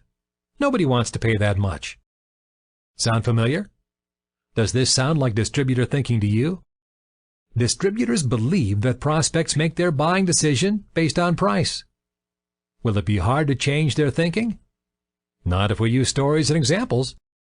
So let's imagine that I'm a potential leader, but my belief that the products are too expensive is holding me back. You want to change my thinking from "the products are too expensive" to "the products are affordable because prospects really want what they have to offer." You take note of my distributor thinking and attempt to change my thinking, not with a lecture, but with the following story. "Big Al, I know you think that the products are too expensive. You could be right. But I think a lot of people buy for convenience, quality, comfort, extra features, or prestige. Most people will pay more for products when they can get this extra convenience, quality, comfort, extra features, or prestige." But I reply, "No, I don't believe you. People buy because of price. They want to save money and will buy the least expensive products they can." So you tell me, "Big Al, you could be right. Maybe a lot of people go out and buy the least expensive products. I don't know. Let's go and find out, okay?" You take me outside and we stand on the street corner. You ask me, "Big Al, what's the cheapest automobile you can purchase?" I think for a minute and say, "Mini Kia automobile? That's the least expensive car you can get. It has 4 wheels and a steering wheel, and it'll get you from point A to point B." And then you say, "Let's stand on this street corner. Since people buy on price, I'm sure most people will purchase the least expensive automobile that they can get, a Mini Kia. I bet we'll see a lot of Mini Kia automobiles drive by. In fact, I think over 50% of the cars that will pass us by will be Mini Kia automobiles." As we stand on that street corner, what types of automobiles are passing us by? Well, first there's a Chevrolet, then a Ford, then a BMW, then a Toyota, then a Dodge, another Ford, a Cadillac, a Lexus, another Ford, a Volkswagen. and we don't see a single mini Kia. You turn to me and say, is it possible that people buy automobiles for prestige, comfort, or quality, and not based just on price? I haven't seen a single mini Kia yet. I don't think anybody purchases automobiles just based on price. People want image, comfort, special features, more speed, or prestige. But hey, I could be wrong. Tell you what, let's go to another street corner. This could just be a bad location. We walk to another street corner. What do we see? Nissans, Toyotas, Fords, Chevrolets, BMWs, Mercedes, Cadillacs. Not a single mini Kia. You turn to me and say, gee, it doesn't look like anybody purchased an automobile based on price. Everybody purchased comfort, color, convenience, or prestige. Let's go to another corner and look at some more automobiles. And I say, no, I get the point. Again, you've changed my thinking. No longer do I believe that prospects purchase solely on price. And did my thinking change from distributor thinking all the way to leadership thinking with this one story or real-life adventure? No. That would be too easy, wouldn't it? But you have changed my thinking at least a little bit. You'll have to tell me more stories or give me more examples over the next few weeks to gradually get my thinking all the way to leadership thinking. So, what's another story to change my thinking about price? How about the pizza story? To reinforce my thinking. It goes like this. Big Gal, did you ever order pizza? Did you ever feel like just taking it easy and not cooking an evening meal? Did you ever feel like picking up the telephone and ordering a pizza delivered to your home while you watched videos or television? Of course you have. Everyone orders pizza on occasion. But is that the most inexpensive way to have a pizza? No way. You're paying for someone else to prepare it, and for someone else to deliver it to your home. That's definitely more expensive than growing the ingredients yourself, preparing and cooking the pizza yourself, and definitely more expensive than purchasing a simple frozen pizza and cooking it yourself. So why do you spend the extra money? Taste? Better quality? Convenience? Comfort? And you probably spend 2 or 3 times as much money by not preparing it yourself. Whoops, you got me. Even I don't buy on price alone. And now my thinking edges just a bit closer to leadership thinking. Just think of all the possibilities of proving to your distributor that people don't buy on the lowest price. You could stand outside an expensive shoe store in the shopping mall and watch all the ladies leaving with their purchases. You could simply ask women, do you buy the cheapest jewelry or the cheapest perfume? Do men buy the cheapest beer in bulk, or do they pay premium prices at their local bar? Or is there one dentist in the city who charges the lowest price? Does he have all the dental business in the city? Most airplanes have a first-class section. Who sits there? Is buying a concert ticket the least expensive way to listen to your favorite music? Or maybe a simple conversation might do. One of my distributors still insists that people buy on price. He couldn't understand why someone would pay more for convenience, quality, a relationship with the seller, etc. So here's how the conversation went. The distributor said, if we don't have the lowest price product, how can you expect me to make any sales? And Big Al says, do you always buy at the lowest price? Well, what do you mean? Let's say that you stop at a gas station to put fuel in your car. Do you ever buy a drink, candy bar, or a snack? The distributor says, sometimes, not often though. Big Al says, does the gas station offer the lowest price of your drink or snack? Or could you have purchased them cheaper in bulk at the local warehouse superstore? The distributor says, okay, maybe sometimes I shop for convenience, but not often. Big Al says, if you're always shopping for the lowest price, do you constantly go from store to compare prices? The distributor says, well, sometimes I don't have the time, so I guess you're right. Sometimes I might pay more. Big Al says, do you shop on the internet for the lowest price? Distributor says, sometimes. It's a lot of hassle trying to visit all the different websites and figure out what the shipping costs might be. And then I'm not sure if the website with the lowest price is legitimate. And then if I haven't purchased from them before, I have to fill out all my information again in these long forms and then the new credit card information. And I think I get the point. Big Al says, if we make it easy, convenient, and friendly for our customers, they won't care about the lowest price. Our customers want quality products at a fair price, and with today's lack of customer service, they enjoy talking to a live person. Simple little conversations and stories can change people. Instead of unfocused, random conversations with our potential leaders, we need to be teaching new lessons and viewpoints to help others rise in their business. Want another example of conversation with a distributor? Now you be the judge. After hearing this conversation, ask yourself, am I willing to invest time in teaching this person to be a leader? Here's the conversation with an unmotivated, broke, and afraid to take personal responsibility downline distributor. Now that's a hint. Big Al says, you should at least invest $100 a month, $25 a week in your business for products, sales aids, training materials, promotions, advertising, etc. Are you willing to do that? The distributor says, nope, I can't do that. I don't have any money, and once I pay my bills, there's nothing left. Can't I just collect a few bonus checks first and then build a business? Big Al says, life doesn't work that way. Let's look at your present situation. You've worked 10 years for the same company. You're an adult, and you're telling me that you haven't managed to save $100 total in all those years of work? Are you telling me you haven't had the business skill or ability to save a total of $10 a year? That's only 1 week's work on a paper route or a part-time job. The distributor says, yep, the situation's grim, but all my money goes to paying bills. If I had a few extra dollars every month, I'd invest it in my business, honest. Big Al says, well, how much do you pay for your enhanced cable television and internet? Distributor says, about $100 a month.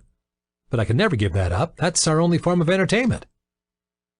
Big Al says, do you ever eat out, or do you always cook your meals? The distributor says, we eat dinner out about twice a week. I know it's expensive, but sometimes we're just so tired when we come home from work. That's about $90 a week, about $360 a month. But we do deserve a break now and then. And yes, I buy lunch 2 or 3 times a week also. But I consider it a good break from the boredom of the office. Big Al says, do you smoke or drink?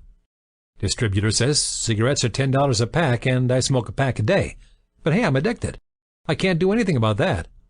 You don't expect me to give up smoking to build a business, do you? And don't get on me about my drinking. It's the only way I can unwind after a tough day. Well, how about weekends, Big Al says? Are they free? Could you take on a few odd jobs to have a little extra money to build your business? The distributor says, yeah, I have weekends off, but I have a lot of chores and duties around the house. It's the only time of the week I can catch up and get a bit of rest and maybe get in a game of golf. Golf, Big Al says. Do you pay for green fees and clubs and drinks and whatever? Distributor cuts him off and says, I'm not putting away my golf clubs to build a business. Golf takes only 3 or 4 hours of my week anyway. Big Al says, so what plan do you have to free up $25 a week to build your network marketing business? And the distributor says, that's what I'm asking you. Tell me what I can do to get my business going. Nothing has worked so far. So what are you going to do about it, Mr. Sponsor? Sound familiar? I don't think a lot of commentary is needed. Even in the poorest neighborhood, you'll find people who order pizza and pay extra to have it delivered to their door. People who have expensive mobile phones. People who pay to go to parties and concerts. It's not a matter of not having money. It's a matter of priorities. If your prospect fails to perceive enough value in your opportunity, there never will be money for promotion, advertising, training, and samples. The solution is obvious. We must create the value of our opportunity in our distributors' minds, or make the choice of not investing time with this distributor to teach him to become a leader. Unfortunately for the distributor, most times we have to make the decision to invest our time with someone who's ready. Can't think of any stories to use for your problems? Well, why not borrow another explanation that I use? Let's say that your new potential leader thinks this. I can't become successful because my sponsor doesn't help me. It's too hard for me to become successful because my sponsor dropped out, only orders products, never calls, and all my upline are useless products users who don't want to build a business. There's no one to help me. I can't do it alone. All the blame lies with my low-life, lazy, good-for-nothing bonus-collecting sponsor. Why not tell your potential leader this? Do we have any leaders in our company? Of course we do. If it takes a leader to sponsor and develop a leader, that means every leader in your company was sponsored by a leader. What are the odds of that? I don't know, let's look. Then systematically go through all the leaders in your company and see who really sponsored them into the business. I bet you'll both be surprised that most leaders were sponsored by somebody who didn't care, somebody who quit or just dropped out. Think about it. Pick all the networking leaders you know. Some leaders have successful upline sponsors, and most leaders were sponsored by unsuccessful distributors. Many of the top networking leaders today had upline sponsors who were total jerks, or even dropped out of the business. They made their success from their own efforts, not from handouts and special gifts and favors. Or look at it this way. Most upline sponsors have some successful distributors and some unsuccessful distributors. If both unsuccessful and successful distributors have the same sponsor, what's the only variable? That's right, the distributor. This conversation tells it all. Some years ago, I had this telephone conversation with a disgruntled distributor. He couldn't figure out why he and his distributors were unlucky, yet other distributors were lucky and quickly became leaders.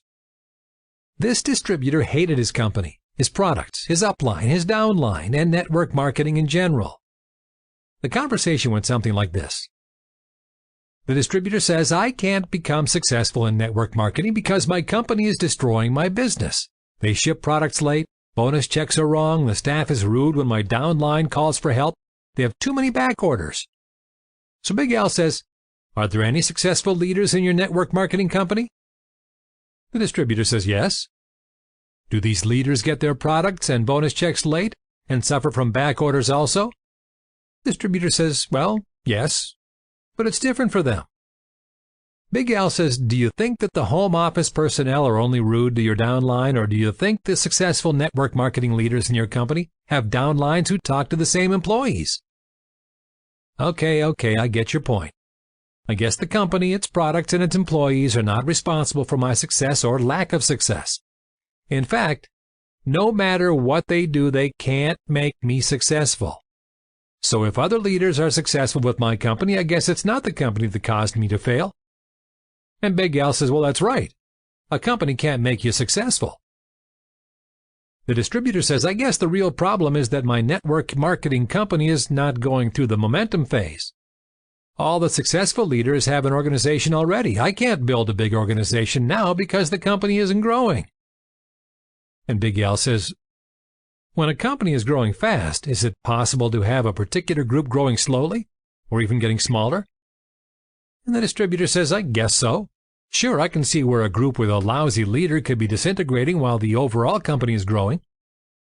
And Big Al says, well, when the company is growing slowly, or not at all, is it possible to have a particular group growing fast? The distributor says, yeah, I guess a leader could build a fantastic organization, while the rest of the distributors in the company are sitting on their backsides. So the fact that my company is not in the momentum stage really doesn't explain why my business is going poorly. Now, after thinking about it, I see that the real problem with my business is that I have a useless, lazy, greedy, worthless sponsor. He never calls me, has bad breath, doesn't know anything about our business, shows too much hype, sometimes is too boring, and really hasn't done a thing to build my business. So Big Al says, tell me a little bit about your sponsor. Does he have other first-level distributors? How are they doing? Well, my sponsor has about 15 first-level distributors. Most have dropped out, some are struggling like me, and 3 or 4 are doing pretty good. And Big Al says, the 3 or 4 distributors who are doing pretty good, who's their sponsor? And the distributor thinks, ouch, I see. The successful distributors have the exact same sponsor as I do. You're right. I guess my problem isn't my sponsor.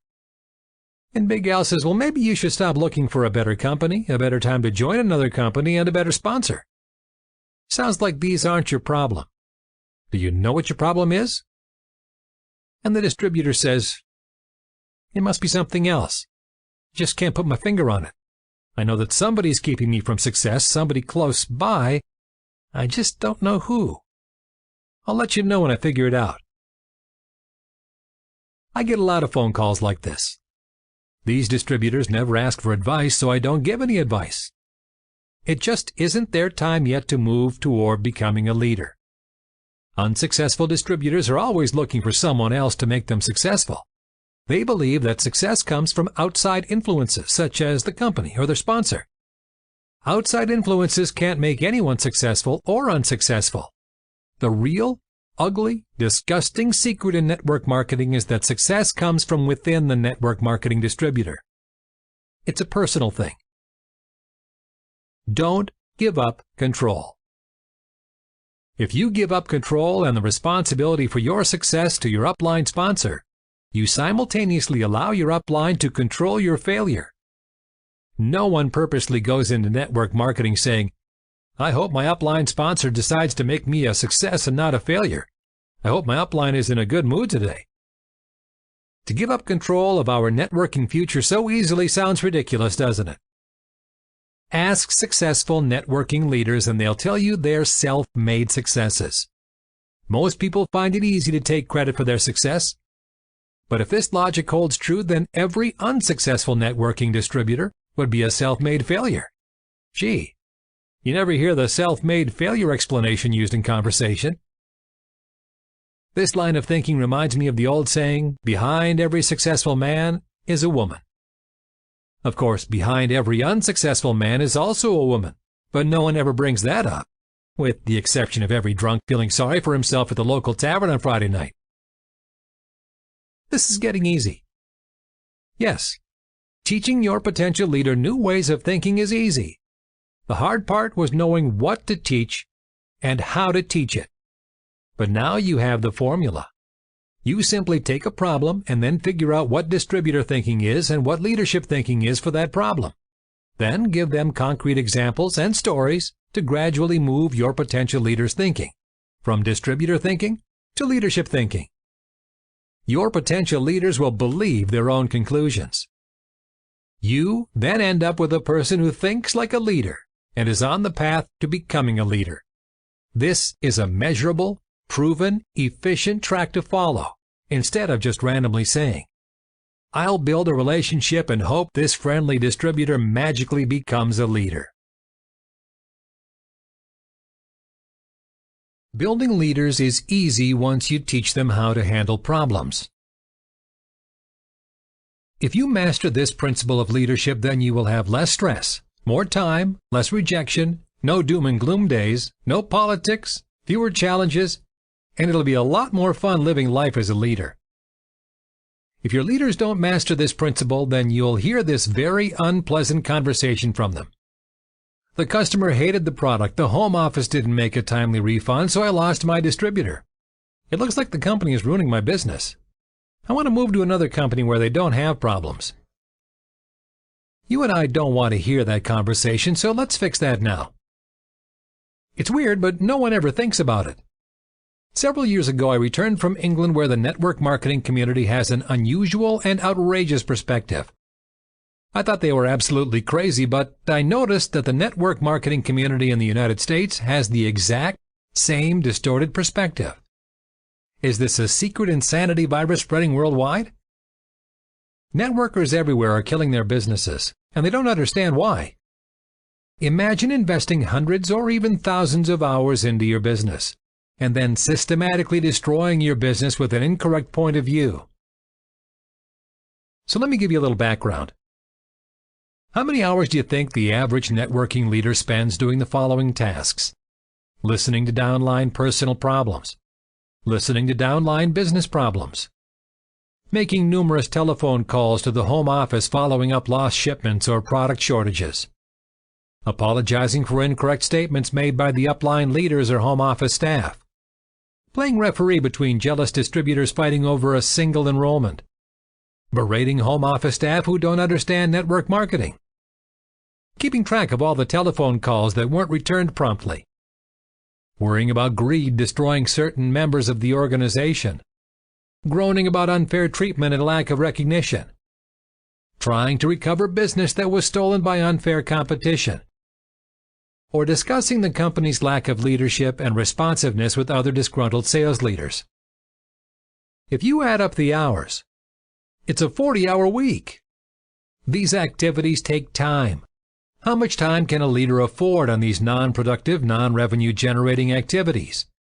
These activities take physical effort. Leaders are physically exhausted after marathon telephone conversations with professional victims complaining that the world is against them. These activities take mental effort. Leaders lose their mental energy fighting these losing battles. After one of these battles, the leader prefers to become comatose and watch television. There's no enthusiasm left for a prospecting campaign. Who has the problem? Guess what? The distributor doesn't have the real problem here. The leaders have the problem. The leaders have an incorrect viewpoint. Here's what an unsuccessful leader believes. In order to be successful in network marketing, 100% of the home office employees must be perfect. 100% of all distributors must be honorable, charitable, problem-free citizens without a hint of greed. 100% of all distributors must never quit. 100% of all telephone calls must be answered the way they want them. 100% of the home office staff should become instantly available when they call. 100% of all upline leaders should be perfect role models who never make a mistake while speaking. Distributors are never selfish. 100% of all decisions must be perfect. 100% of all decisions must work out perfectly in the future. Everything must be perfect, or they'll just complain and destroy their business, and then look for a new venture with the perfect leaders, the perfect home office staff, the perfect compensation plan, the perfect product at the perfect price that satisfies 100% of all people 100% of the time, etc., etc., etc. Yuck. As Zig Ziglar would say, that's some stinking thinking. So unsuccessful leaders quickly sink into fix-it mode and spend the rest of their mediocre careers making sure nothing bad ever happens to anyone in their downline, upline, or company. Now that's going to be pretty hard in this world. Providing a protective bubble around every distributor is not only impossible, it's insane. This is what unsuccessful leaders say regularly. It's a crisis. It's a crisis. Should I fix it now? No. If your business can't survive a crisis or two, maybe it's time to go back and build a better foundation. And there will be lots of problems in your future no matter how well you build your foundation, because people are human. That's right. Your company, your upline, even your downline are human. And as humans, they have certain characteristics, such as humans make mistakes. Only computers are perfect and computers don't want to be distributors. Humans are often selfish. Humans are professional quitters. They quit school, quit jobs, quit marriages, quit diets, quit New Year's resolutions, and quit network marketing programs. Humans often fail to return telephone calls. Humans are often rude. Humans often take people for granted. They don't show appreciation to their upline or downline when appropriate. Humans love to criticize. It makes them feel superior and helps them to forget their own personal problems. Humans make terrible decisions. Why do you think there are so many divorces? Or why do you think so many people lose at the horse races? Or why do we eat too many donuts? Humans think they're always right. After all, who do you know that deliberately goes out of his way to be totally wrong? So when distributors, upline, or home office personnel make mistakes, are rude, criticize, or quit, don't be surprised. They're just being human. Why fight human nature? Why not just accept people as they are, as humans? This is the point of view that successful leaders take. They don't waste time trying to change people, fix their perceived problems, or trying to eliminate all the problems in the world. Successful leaders learn to manage problems, not fix problems. And there's a difference. Imagine that you could work hard and magically fix all the problems with your downline, upline, and network marketing company. Phew, that was hard. Now, since you fixed all the problems today, what are the chances that there will be some new problems tomorrow? 100%. Yes, more problems tomorrow, the day after tomorrow, and every day in the future. There will always be problems. Successful leaders accept this fact. They simply learn to live with the problems instead of stressing over each problem for the rest of their lives. Look at it this way. There's no such thing as a perfect network marketing company. All the companies hire humans, so of course there are lots of mistakes and problems. What do unsuccessful distributors do? If they see that their present network marketing company has a problem, they quit. They join another network marketing company and hope they never have a problem. Well, what kind of crazy thinking is that? All network marketing companies have problems. Successful distributors and leaders realize that all network marketing companies have problems. You simply choose the company that you wish to have your problems with. Then get over it. Accept the problems and get on with business. Women understand this principle. All network marketing companies have problems. You simply choose the company that you wish to have your problems with. Why? Because they know that all men have problems. You simply choose the man you wish to have your problems with. Men, of course, don't understand this. Because women are perfect, we can't see the analogy. Let your competitors try to fix the problems. Fix human nature and jump from one company to another. Encourage your competitors to do it. Why? This will keep your competitors busy while you build a large and successful networking business. You'll have exclusive access to all the best prospects because your competitors are too busy trying to fix problems. Don't I have to fix some of the problems? The answer? No. Our business will be quite successful if we just concentrate on developing 3 or 4 leaders. Once we have 3 or 4 trained people who think like we do, we're invincible. Developing leaders is everything in our business. Distributors may come and go, problems may come and go, problems may come and stay. But if we develop long-term, loyal leaders, we'll be here forever with regular bonus checks. All these other problems don't have anything to do with locating, training, and developing our 3 or 4 good leaders. Let's look at a typical crisis. Your distributor received his order of 20 different products and one product was missing. The missing item was donut blend number 2. Help, help, my order is incomplete. I don't know how many items are missing, but it's all wrong. Do you think the company's going out of business? It's a natural human tendency to exaggerate slightly when describing a personal problem. The sponsor accepts the problem and becomes depressed. He worries about what would happen if his distributor quits over this massive product shortage. So the sponsor calls his sponsor and says, Help, help, the company has stopped shipping products and is taking our distributor's money. Why are they attacking and destroying our business? It's a natural human tendency to exaggerate slightly when describing a personal problem. His sponsor panics over this massive career-destroying problem, so he calls his sponsor, and that's you, and says, Help, help, the company stopped shipping products and sent a SWAT team out and is now shooting our distributors. You have to stop the killings. Like I mentioned, it's a natural human tendency to exaggerate slightly when describing a personal problem. So by the time you've received the problem, it's a big, big problem. How are you going to react? Are you going to call the home office and add a little exaggeration to the story?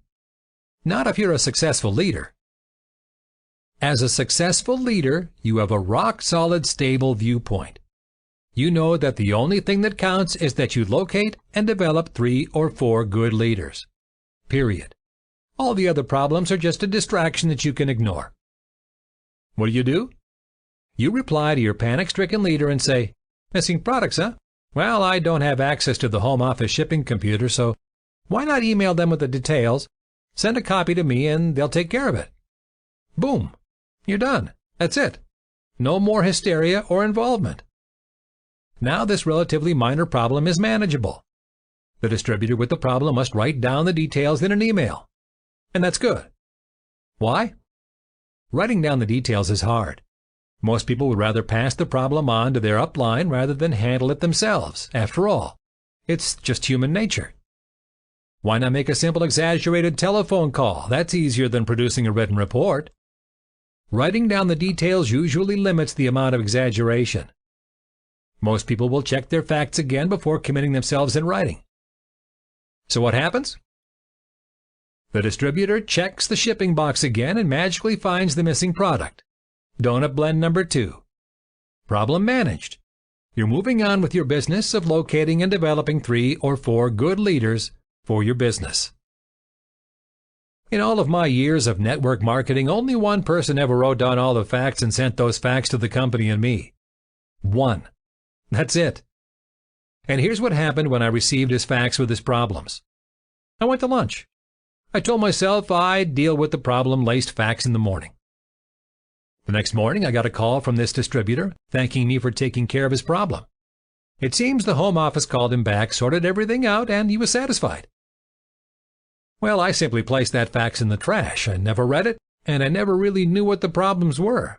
All I know is that I saved hours, days, and weeks of trying to fix problems. Hey, that's a pretty good perspective on how this networking business really works. What would happen if your downline adopted this point of view?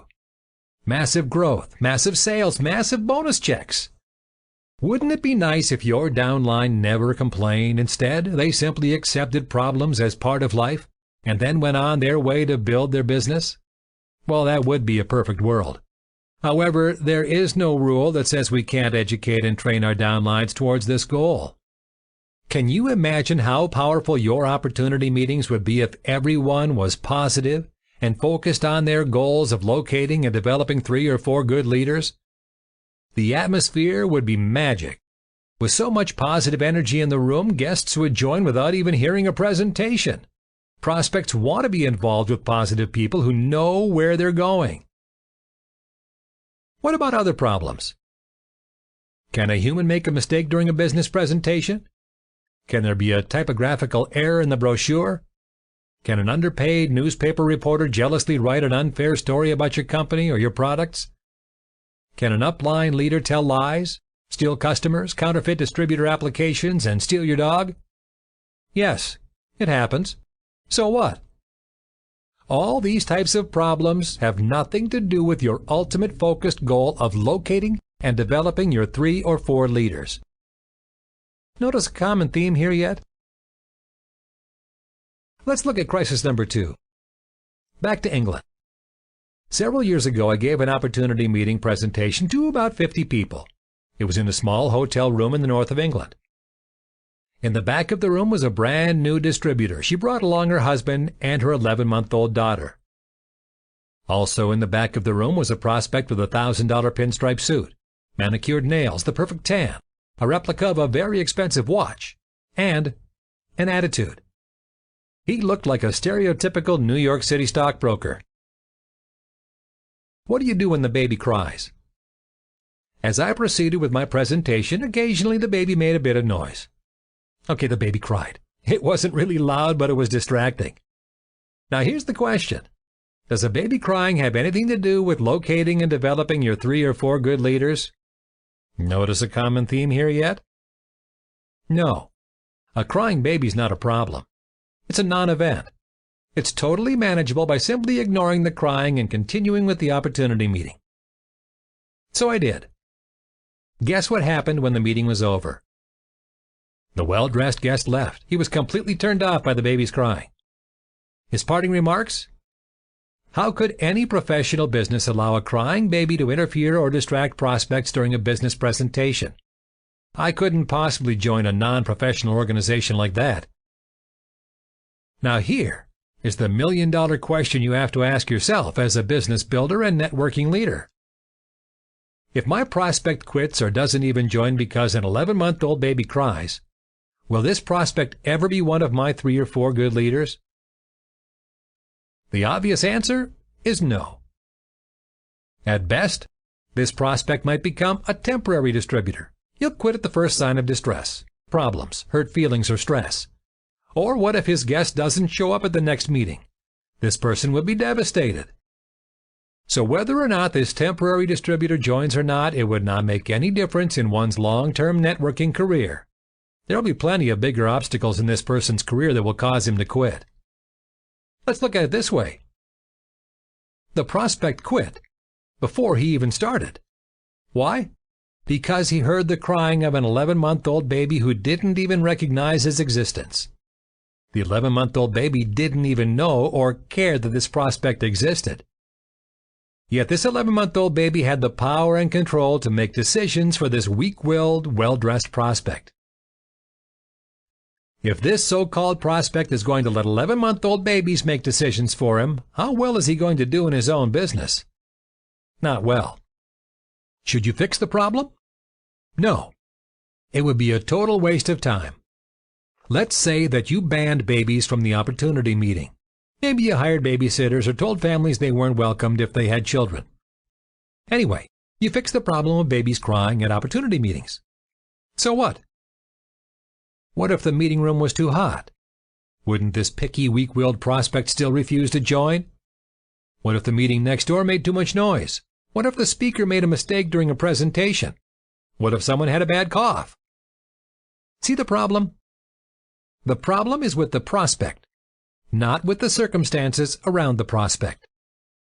You can't go through life walking in front of this prospect and say, "Please smile when you walk past my prospect.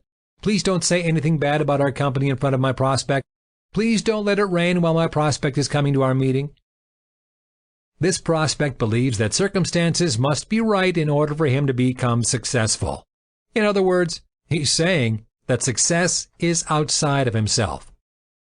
He's dependent on circumstances to make him successful, and he hopes that the 11-month-old baby doesn't make any more decisions for him.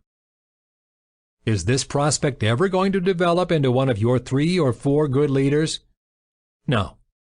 The 11-month-old baby might have a better chance. Leadership has nothing to do with the clothes you wear.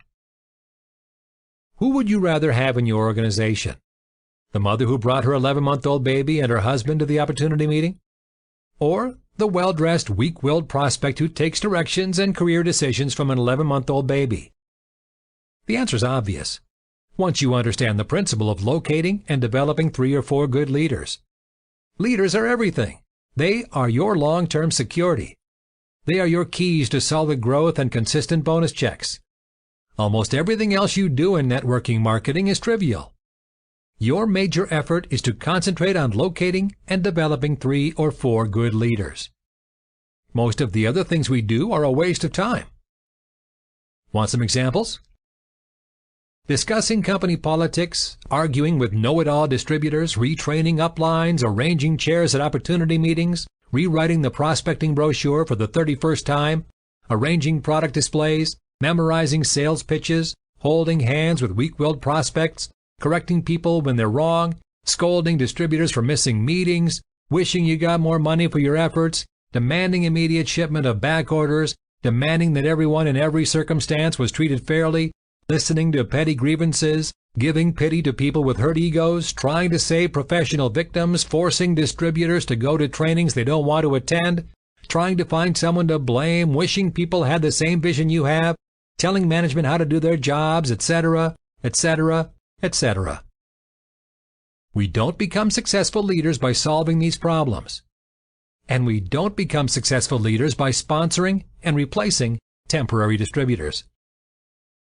Even the president and the pope can't solve all the problems. Think about the resources they have. Money, staff, they're famous, and yet even they can't solve every problem.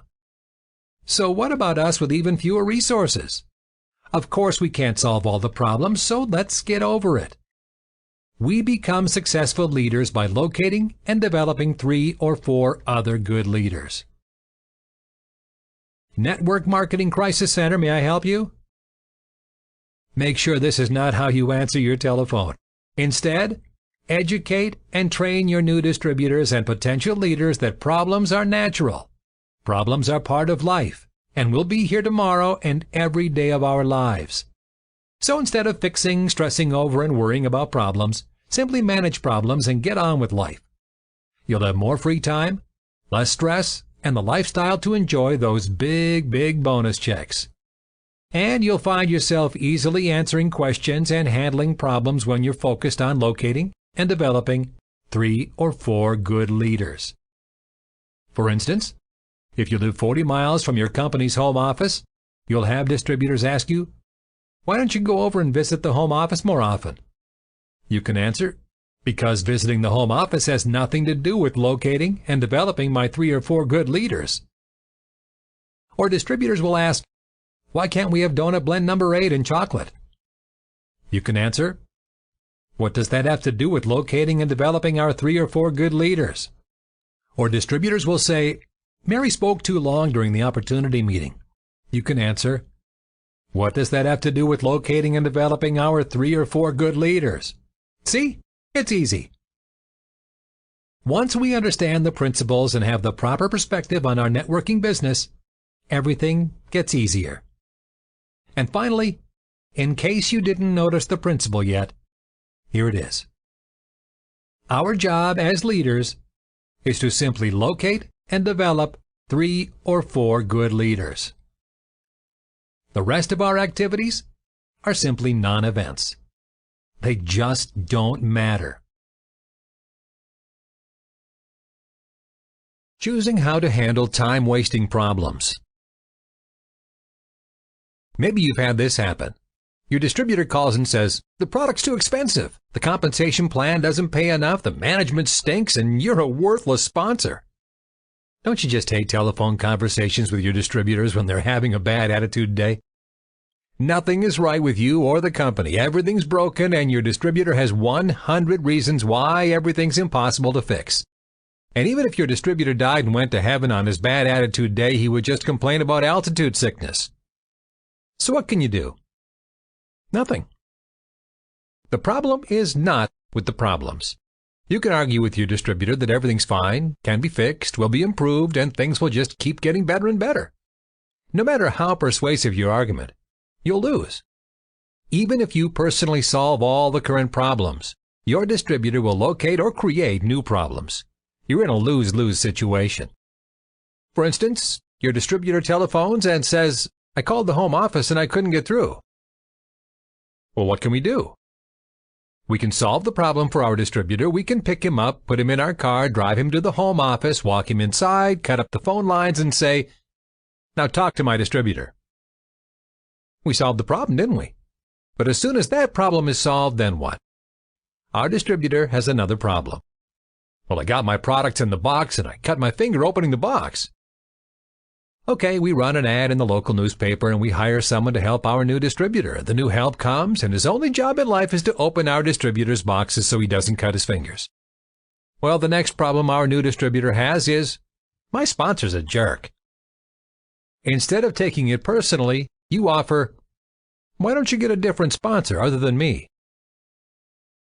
Do you realize some people have problems all their lives and they're going to have to live with these problems? You can't solve all their problems.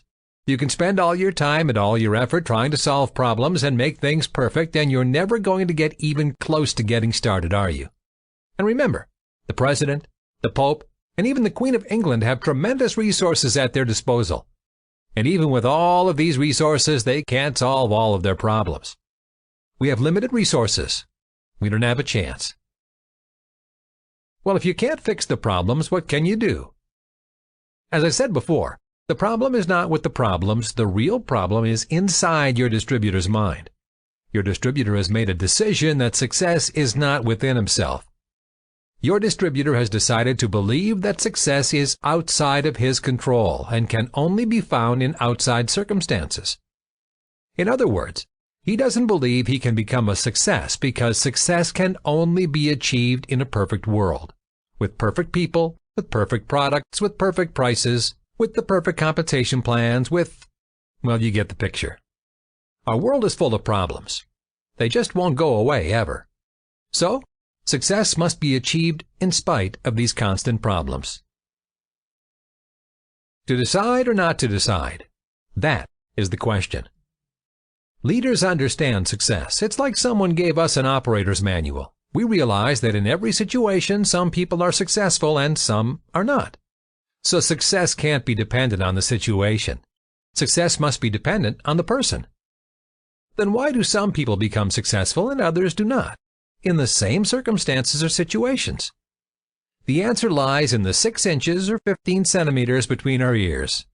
It's how we decide to think. Yes, the key word here is decide. This is a personal decision about what we think. There's no mind control from devious villains. There are no laws that restrict us from deciding how we wish to think. Each of us has the power to decide how we wish to think in any given situation. This simple decision is what determines our success. I'll give you an easy demonstration. Wow, I'm here. At a recent training session, I spoke about the decisions we make inside of our mind. My conversation with the group went something like this. I said, Were there any problems getting here today? The group said we had to take off work. It's a weekday. That was a big problem. So I said, did the problem keep many of your distributors from coming today? The group replied, yes, they decided that they couldn't take off work. And you said, yet you decided to come, right? And the group replied, we decided to come and miss a day at our jobs. Was there bad traffic coming to this meeting? The group replied, yes, terrible traffic. And you said, any other problems coming today? The group said it was raining, maybe even flooding in some areas, but we decided to come anyway. You asked if there were any other problems. Well, they said some of their friends said they're crazy and having their own business never works. We decided to ignore them and come anyway. And you said, what about parking? There's no convenient parking around here. Well, they replied, we had to park several blocks away and walk in the rain. However, we came so far that we decided not to turn back. We just got a little wet coming here. And you said, so you came here today even though all those problems never got solved, right? We are here. The problems are still there. I guess our distributors decided that all those problems had to go away before they could come to this training and become successful. You know what? There's always going to be bad weather, long distances to drive, bad parking, inconvenient days, and yikes! Our distributors will never become successful if they believe the problems have to go away. And you said, well, what if your distributors quit and joined another company? And the group replied, even if they joined another company, there will still be bad weather, long distances to drive, bad parking, inconvenient days. Hey, switching companies doesn't solve anything. You're just going to experience the same problems with another company. So you said, well, what can you do to help your distributors? You can't solve all the problems. Well, they said the only thing we can do is to teach our new distributors that they have the power in their own minds to make decisions. They can look at the problem and choose to decide which group they want to be in, the group that decides that the problem is larger than their dream for success, or the group that decides that their dream for success is larger than the problem. So why do unsuccessful distributors complain, fail, and quit? Because their sponsor never told them the truth about problems. Most distributors believe that problems must be solved. They never look around and notice that the leaders in the group experience the exact same problems. Yet the leaders are successful. They don't understand that problems exist. Most times we can't fix the problem. However, we can decide to choose how we react to the problem. I think our job is to educate our new distributors that all of their problems really occur in the 6 inches between their ears. Then our new distributors will recognize this phenomenon when they hear themselves say, in my mind, the real problem is... Who's on this cruise ship? For 25 years, I've organized the MLM Cruise. Networkers from around the world come to spend 7 days relaxing and learning from each other. Let me give you a few problems and reasons why these network marketers shouldn't be there. We have to take 1 week off work. We had to save up money for airfare. We had to save up money for the cruise. We couldn't find a babysitter. It's an important time at work. We get seasick. It's too far. No one offered to pay my way. We've never done this before. What will the neighbors think? We have to pay port taxes too. The cabins are too small. There won't be anything to do. We won't know anybody. And yet, despite all these problems, and I should add that none of these problems were solved, every year network marketers still decide to go on this cruise. Going on this cruise has nothing to do with the problems. It has everything to do with deciding to go. Yet there are thousands of networkers who wanted to go on this cruise but decided they could not go because there were problems. Are there problems and reasons why your business won't work? Sure there are. Lots of problems and reasons that make it impossible to succeed, right? Wrong. The problems have nothing to do with success. The problems are outside of us, and we can personally decide what we think. We can think, sure, there are problems. Most of these problems are with us every day. Yet other leaders succeed in spite of these problems. Maybe I'll decide to become successful too. Or we can think, sure, there are problems. That's why I can't become successful. Poor me. I wish Mom would fix everything for me. The world has put up barriers to my success. These problems are much bigger than my desire to succeed. I'm a professional victim. I guess I'll decide to fail. Do we really think like this? Yes. Kind of pathetic, isn't it? I think we all should keep our spouse or friends close by so they can point out and remind us when we decide to accept failure thinking. Some people will eagerly volunteer for this assignment. So let's look at some of the problems in our network marketing businesses. Let's see if these problems really are bigger than our dreams for success. Here are some problems. The products are too expensive. The shipping costs too much. My sponsor doesn't help me. I wish my sponsor didn't help me. They didn't mention my name in the newsletter. The orders arrived late. Mistakes in my downline report. The bonus check was for the wrong amount. Nobody listens to me. The company doesn't care about my problems. The meetings are too far away. The compensation plan pays too little. Our competitors have no problems. And here's where we're really feeling sorry for ourselves. We should get a salary. We should be paid on effort, not results. My downline works hard but gets discouraged. There isn't enough retail profit. We don't have good video to show our prospects. The president won't talk to me. Nobody's making any money. Nobody's making any sales. Nobody's recruiting. The volume requirements are too high. The volume requirements are too low. We should get paid twice a day. The distributor's kit is too hard to read. The company insists on training to get ahead. The company offers no training. The company should change the compensation plan. The company makes too many changes. My downline never calls me. No one wants to join. The new person doesn't make enough. The leaders don't make enough. We should get a signing bonus when we start. My community is too conservative. My spouse doesn't understand me. My children don't listen to me. My job takes too much time. Saturdays are for football. The company makes too many mistakes. My distributors will all probably join the next new company. I'm perfect and the rest of the world disagrees. The order form is difficult to fill out. It's too hard. And despite all of these problems, the leaders in our company are still successful. And the leaders have the exact same problems we do.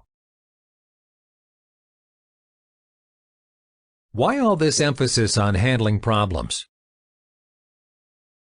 Because problems happen. They'll continue to happen, and you can't rescue your potential leader every time he says, "Oh no, now we have a problem, and it's a huge, big problem. I feel the disaster approaching." At least one bad event will happen to your business this year. That's life. It's no big deal.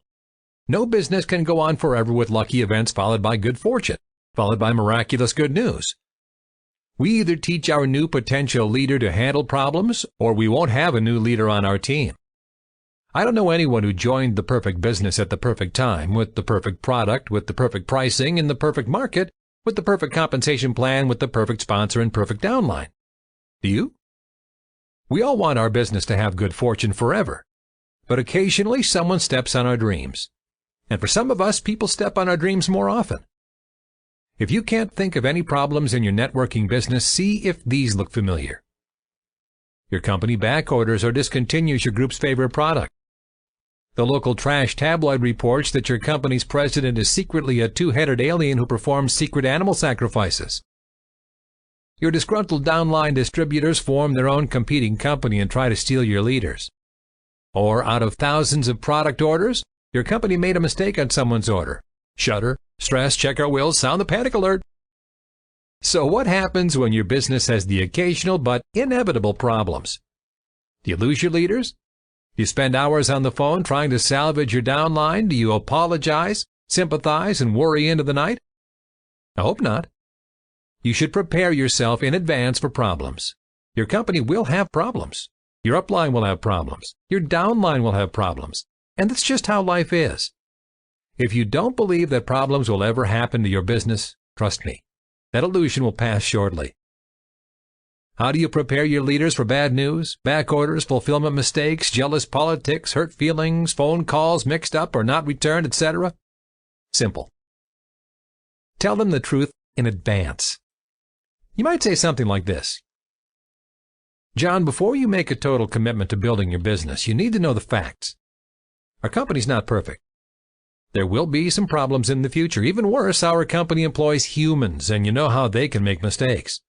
The good news is that our company tries its best to fix mistakes when they happen. Now that you know there will be problems in the future, are you still willing to make a total commitment to build your downline? Normally, John will answer, no problem. I understand there will be ups and downs.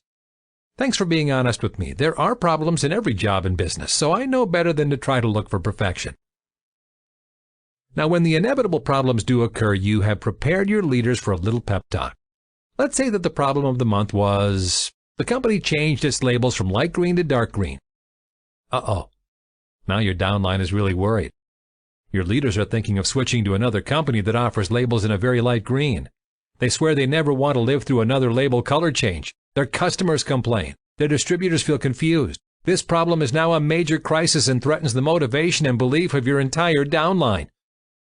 But you had the foresight to prepare your downline for the eventual problems. Here's your pep talk.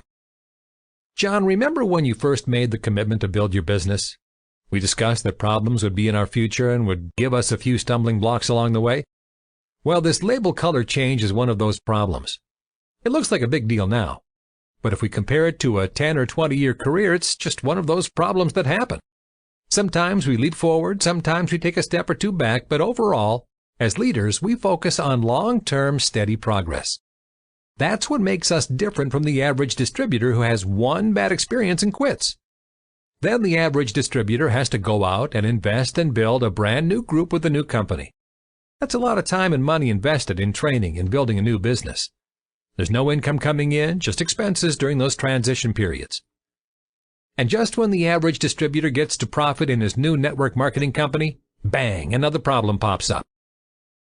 I guess that sums up a difference between average networkers and leaders like us, John. They never make any money because they don't have our long-term vision.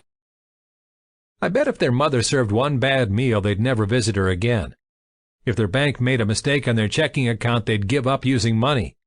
I sure hope you and I can get through to most of our downline that this is just one of those problems along the way. Sure hope they'll have the good business sense we do to see the big picture. Will your pep talk work? Not always. But it's better than no pep talk at all. And your pep talks always work better when you prepare your leaders early in their careers that no company is perfect and that they should expect problems along the way. Will you save the distributors and your leaders' downlines? Not all of them. Many new networkers believe that success comes from signing an application in a hot new company that will never have any problems. They don't believe that network marketing success requires work, effort, patience, and long-term commitment. It almost makes you ill to listen to a new distributor say, "I'm not having anything to do with network marketing. I worked hard for 2 weeks with just an opportunity. And then they had problems. That just ruined any chance I had for success in my life." I wonder if his job only requires 2 weeks of effort, and then he can retire for life. So if a distributor is looking for an excuse not to work, then any excuse will do. I've never seen a plaque that read, "All the world loves a quitter." And you can apply this problem principle to new distributors that you personally sponsor also. If you have a slight teasing sense of humor, you could say this when you sponsor an ordinary beginning distributor. Just as he hands you the signed application and money to join, say this, "Oh, I forgot to tell you something. Next week, our company is going to have a problem, a big problem for our business." The new distributor clutches his chest and says, "What? A big problem? What's the big problem next week?" You reply, "Oh, I don't know. Every week there's a problem in business. I just wanted to let you know that there's no perfect business, ever.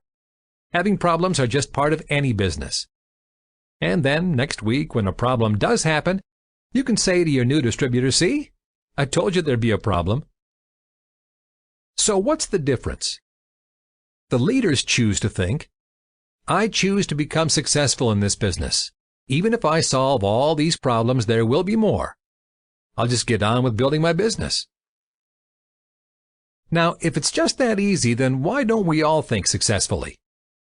Well, most times there's a bigger problem at stake, a problem bigger than all of the problems I've listed here. What's that problem? Self-image. So enough about problems. And as we finish up Volume 1 on leadership, let's start learning how to develop some personal growth and confidence in our potential leaders to increase their self-image. Our self-image. There will never be enough pages in this book to adequately cover the subject of our self-image. I'll leave that discussion to the professional psychologists. However, let's have a limited look at self-image as it applies to how we think. First, it's easy for us to agree that everyone, including us, has a self-image. It's how we look at ourselves. It's how we view our self-worth. It's our way of describing ourselves to ourselves. Second, it's not easy for us to honestly look at our self-image and what it's doing to our lives. Third, our self-image will always keep us from becoming more successful than we see ourselves. It'll turn problems and reasons for failure into undeniable truths in our minds. Our self-image will keep us at the level of success or failure that we are most comfortable with. Really? Will our self-image keep us from success? Yes. So let's take a brief look at this self-image we have of ourselves and how it tells our mind what to think. If we see ourselves as total losers, do you think our prospects and distributors will sense that in our voice and actions? Yes.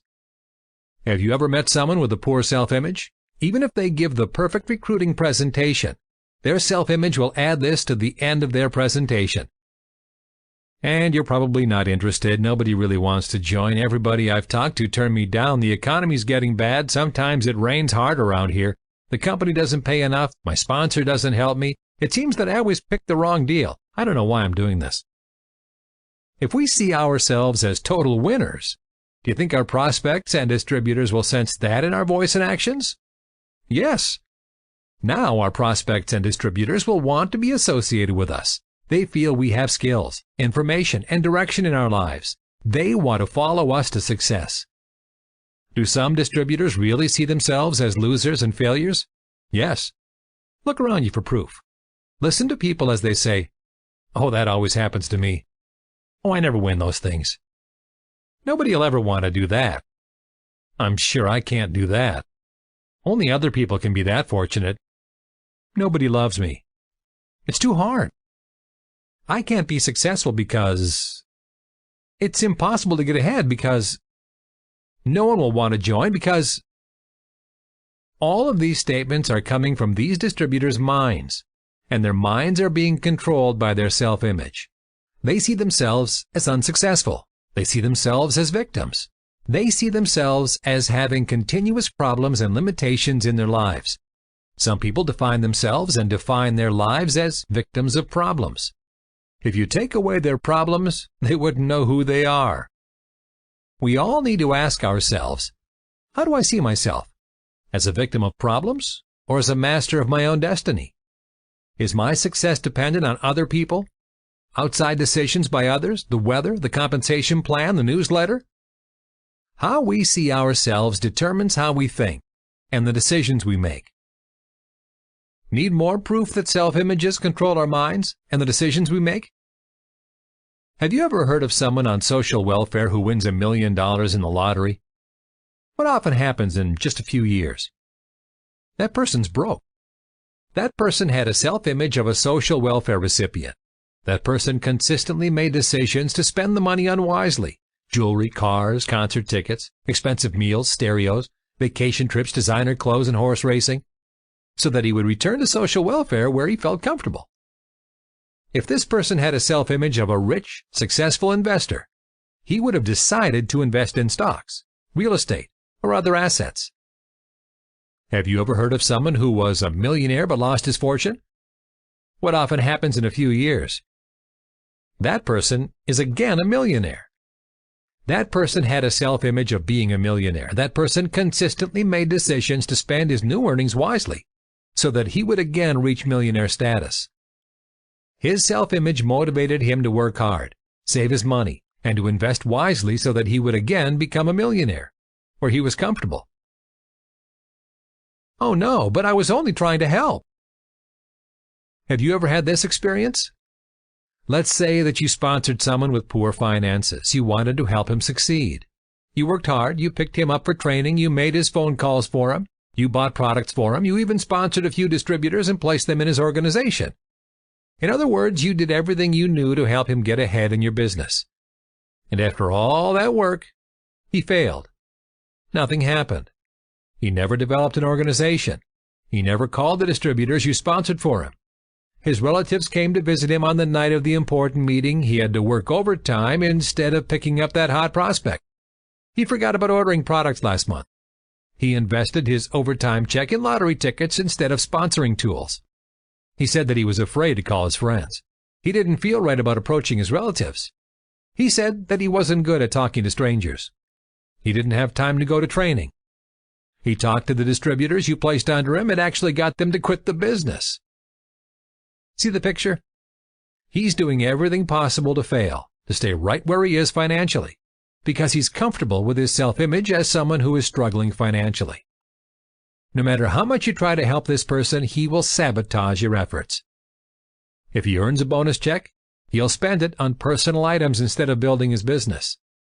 If his downline starts to grow, he'll remind them of all the problems that will keep them from succeeding. Nothing you can do will make this person successful. The only way this person can become successful is to change his self-image. And that's an inside job. That's something he has to do. And changing your self-image is very, very uncomfortable. Why? Because you first have to admit what your present self-image is. What is your self-image right now? Here's a quick way to get a pretty good idea of your self-image. Ready? Think of exactly where you are right now. That's it. That's your self-image. For example, what's your financial self-image? Yes, there is more to life than finances, but we're only going to talk about this one self-image right now. If you're making $1,000 a month, then you have a $1,000 self-image. If you're making $5,000 a month, then you have a $5,000 self-image. If you're making $10,000 a month, then you have a $10,000 a month self-image. Simple, isn't it? The hard part is to admit that this is our self-image. Most of us hate to take personal responsibility for our circumstances. Now, there will be a few exceptions. For instance, if we visit the social welfare recipient the day after he wins the lottery, well, he's rich that day. But he's actively working to get back to his self-image. Or if we visit the former millionaire the day after he goes bankrupt, well, he's broke that day. But that's not his self-image. He's actively working to get back to his millionaire status and lifestyle. How do you know if someone is in transition like the social welfare lottery winner or the former millionaire? When that person is actively working to change his present circumstances. When that person is highly motivated to overcome any obstacle or problem in his way. You see, true motivation only comes when our outside circumstances don't match our self-image. But for most of us, we're actively living our self-image. Are you happy with your present financial self-image? It's easy to tell. If you're working hard, overcoming obstacles, objections, and problems, that would mean that your present financial circumstances are less than your current financial self-image. You're highly motivated to improve your outside circumstances to match your self-image. If you're content where you are, occasionally attending meetings, occasionally making a presentation or two, then your present outside circumstances match your current financial self-image. Of course, you might say otherwise, but your actions speak louder than words. You'll continue to avoid rejection, making new and harder commitments, and you'll simply enjoy life as it is. If you're sabotaging your business, complaining about the compensation plan, worrying about the cost of the products, passing on your depressing thoughts to your upline and downline, campaigning for a change in the company newsletter, worrying about corporate and distributor politics, then your present outside circumstances are greater than your current self-image. You'll continue to sabotage your business until you lower your income to match your current self-image. Then you'll feel comfortable. And your outside circumstances won't change until you change your self-image. For example, my current weight is 170 pounds. I'm comfortable with that weight. I'm not motivated to lose weight even though I'm 20 pounds overweight. Sure, I talk about losing weight. I set goals to lose weight. I exercise on occasion. But no matter what I do, I seem to eat just enough and to exercise just enough to remain at 170 pounds. So what do you think my self-image is about my weight? I see myself as 170 pounds. And nothing will change until I change my self-image of 170 pounds. Diets don't work, exercise won't work, health spas won't work, different food choices won't work, and, well, you get the picture. Don't listen, and don't believe me when I say I want to lose weight. Instead, simply observe where I am today. That's my self-image. On a side note, I'm thinking about changing my self-image about my weight. I'm considering a new self-image of 180 pounds so that I can eat more Mexican food. Don't listen to your distributors. Instead, simply observe where they are today. Watch for signs of motivation to improve or motivation to sabotage their business. Their actions will speak so loudly you won't have to listen to how much they want it or what big goals they're setting. These words are meaningless. They just help your distributor feel like they're doing something while remaining within the safety of their current self-image. Take this test. Here's a question. A new distributor approaches you and says, "I just don't have any prospects. I don't have anybody to talk to. Could you run an ad for me? Could you find me some people to talk to?" Your response is either 1. Run an ad even though your distributor doesn't have enough motivation to find someone to talk to. You feel that a $200 ad will make him successful. 2.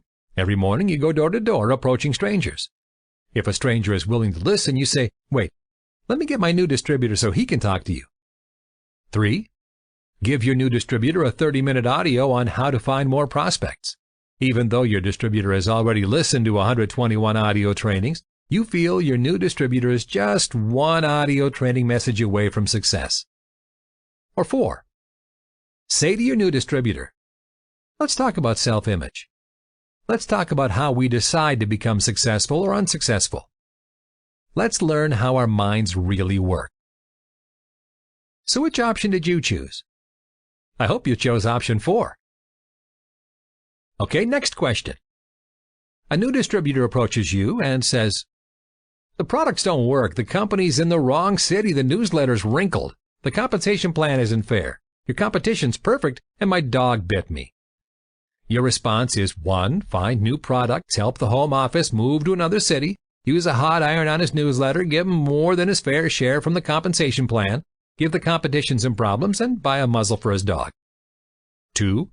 Personally quit your business in despair. 3. Take up drinking. Or 4.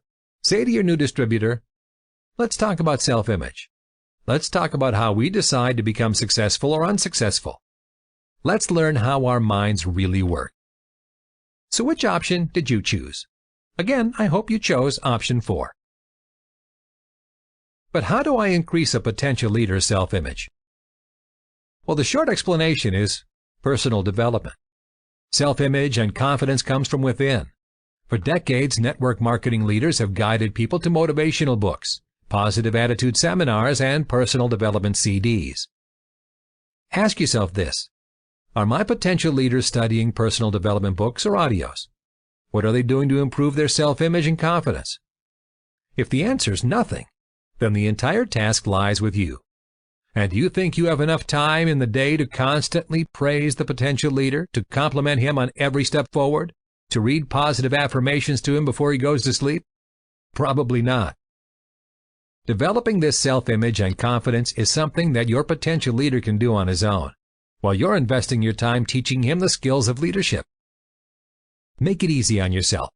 Get your potential leaders into a habit of books and audios. Developing one's self-image and confidence can be done while mastering how one thinks about problems. The first step towards leadership is a big step. So start now. Free.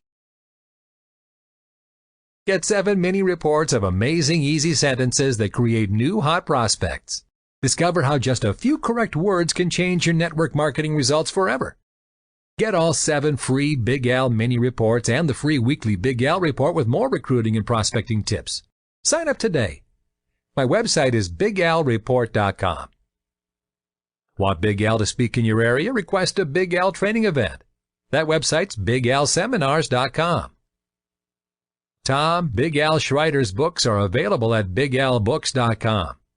And you can see a full line of Big Al products at fortunenow.com. About the author. Tom Big Al Schreiter has 40 years of experience in network marketing and MLM. As the author of the original Big Al training books in the late 70s, he has continued to speak in over 80 countries on using the exact words and phrases to get prospects to open up their minds and say yes.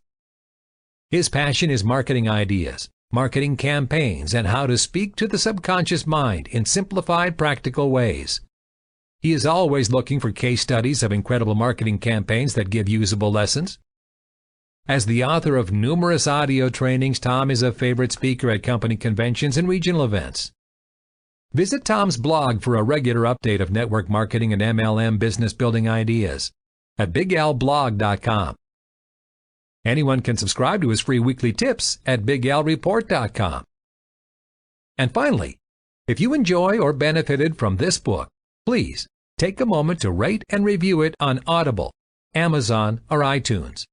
Reviews go a long way to helping me reach other people and help them succeed. Thanks for listening. This has been How to Build Network Marketing Leaders, Volume 1, Step-by-Step Creation of MLM Professionals. Written by Tom Big Al Schreider. Narrated by Dan Culhane. Published by Fortune Network Publishing. Produced by Archangel Inc. Audible hopes you have enjoyed this program.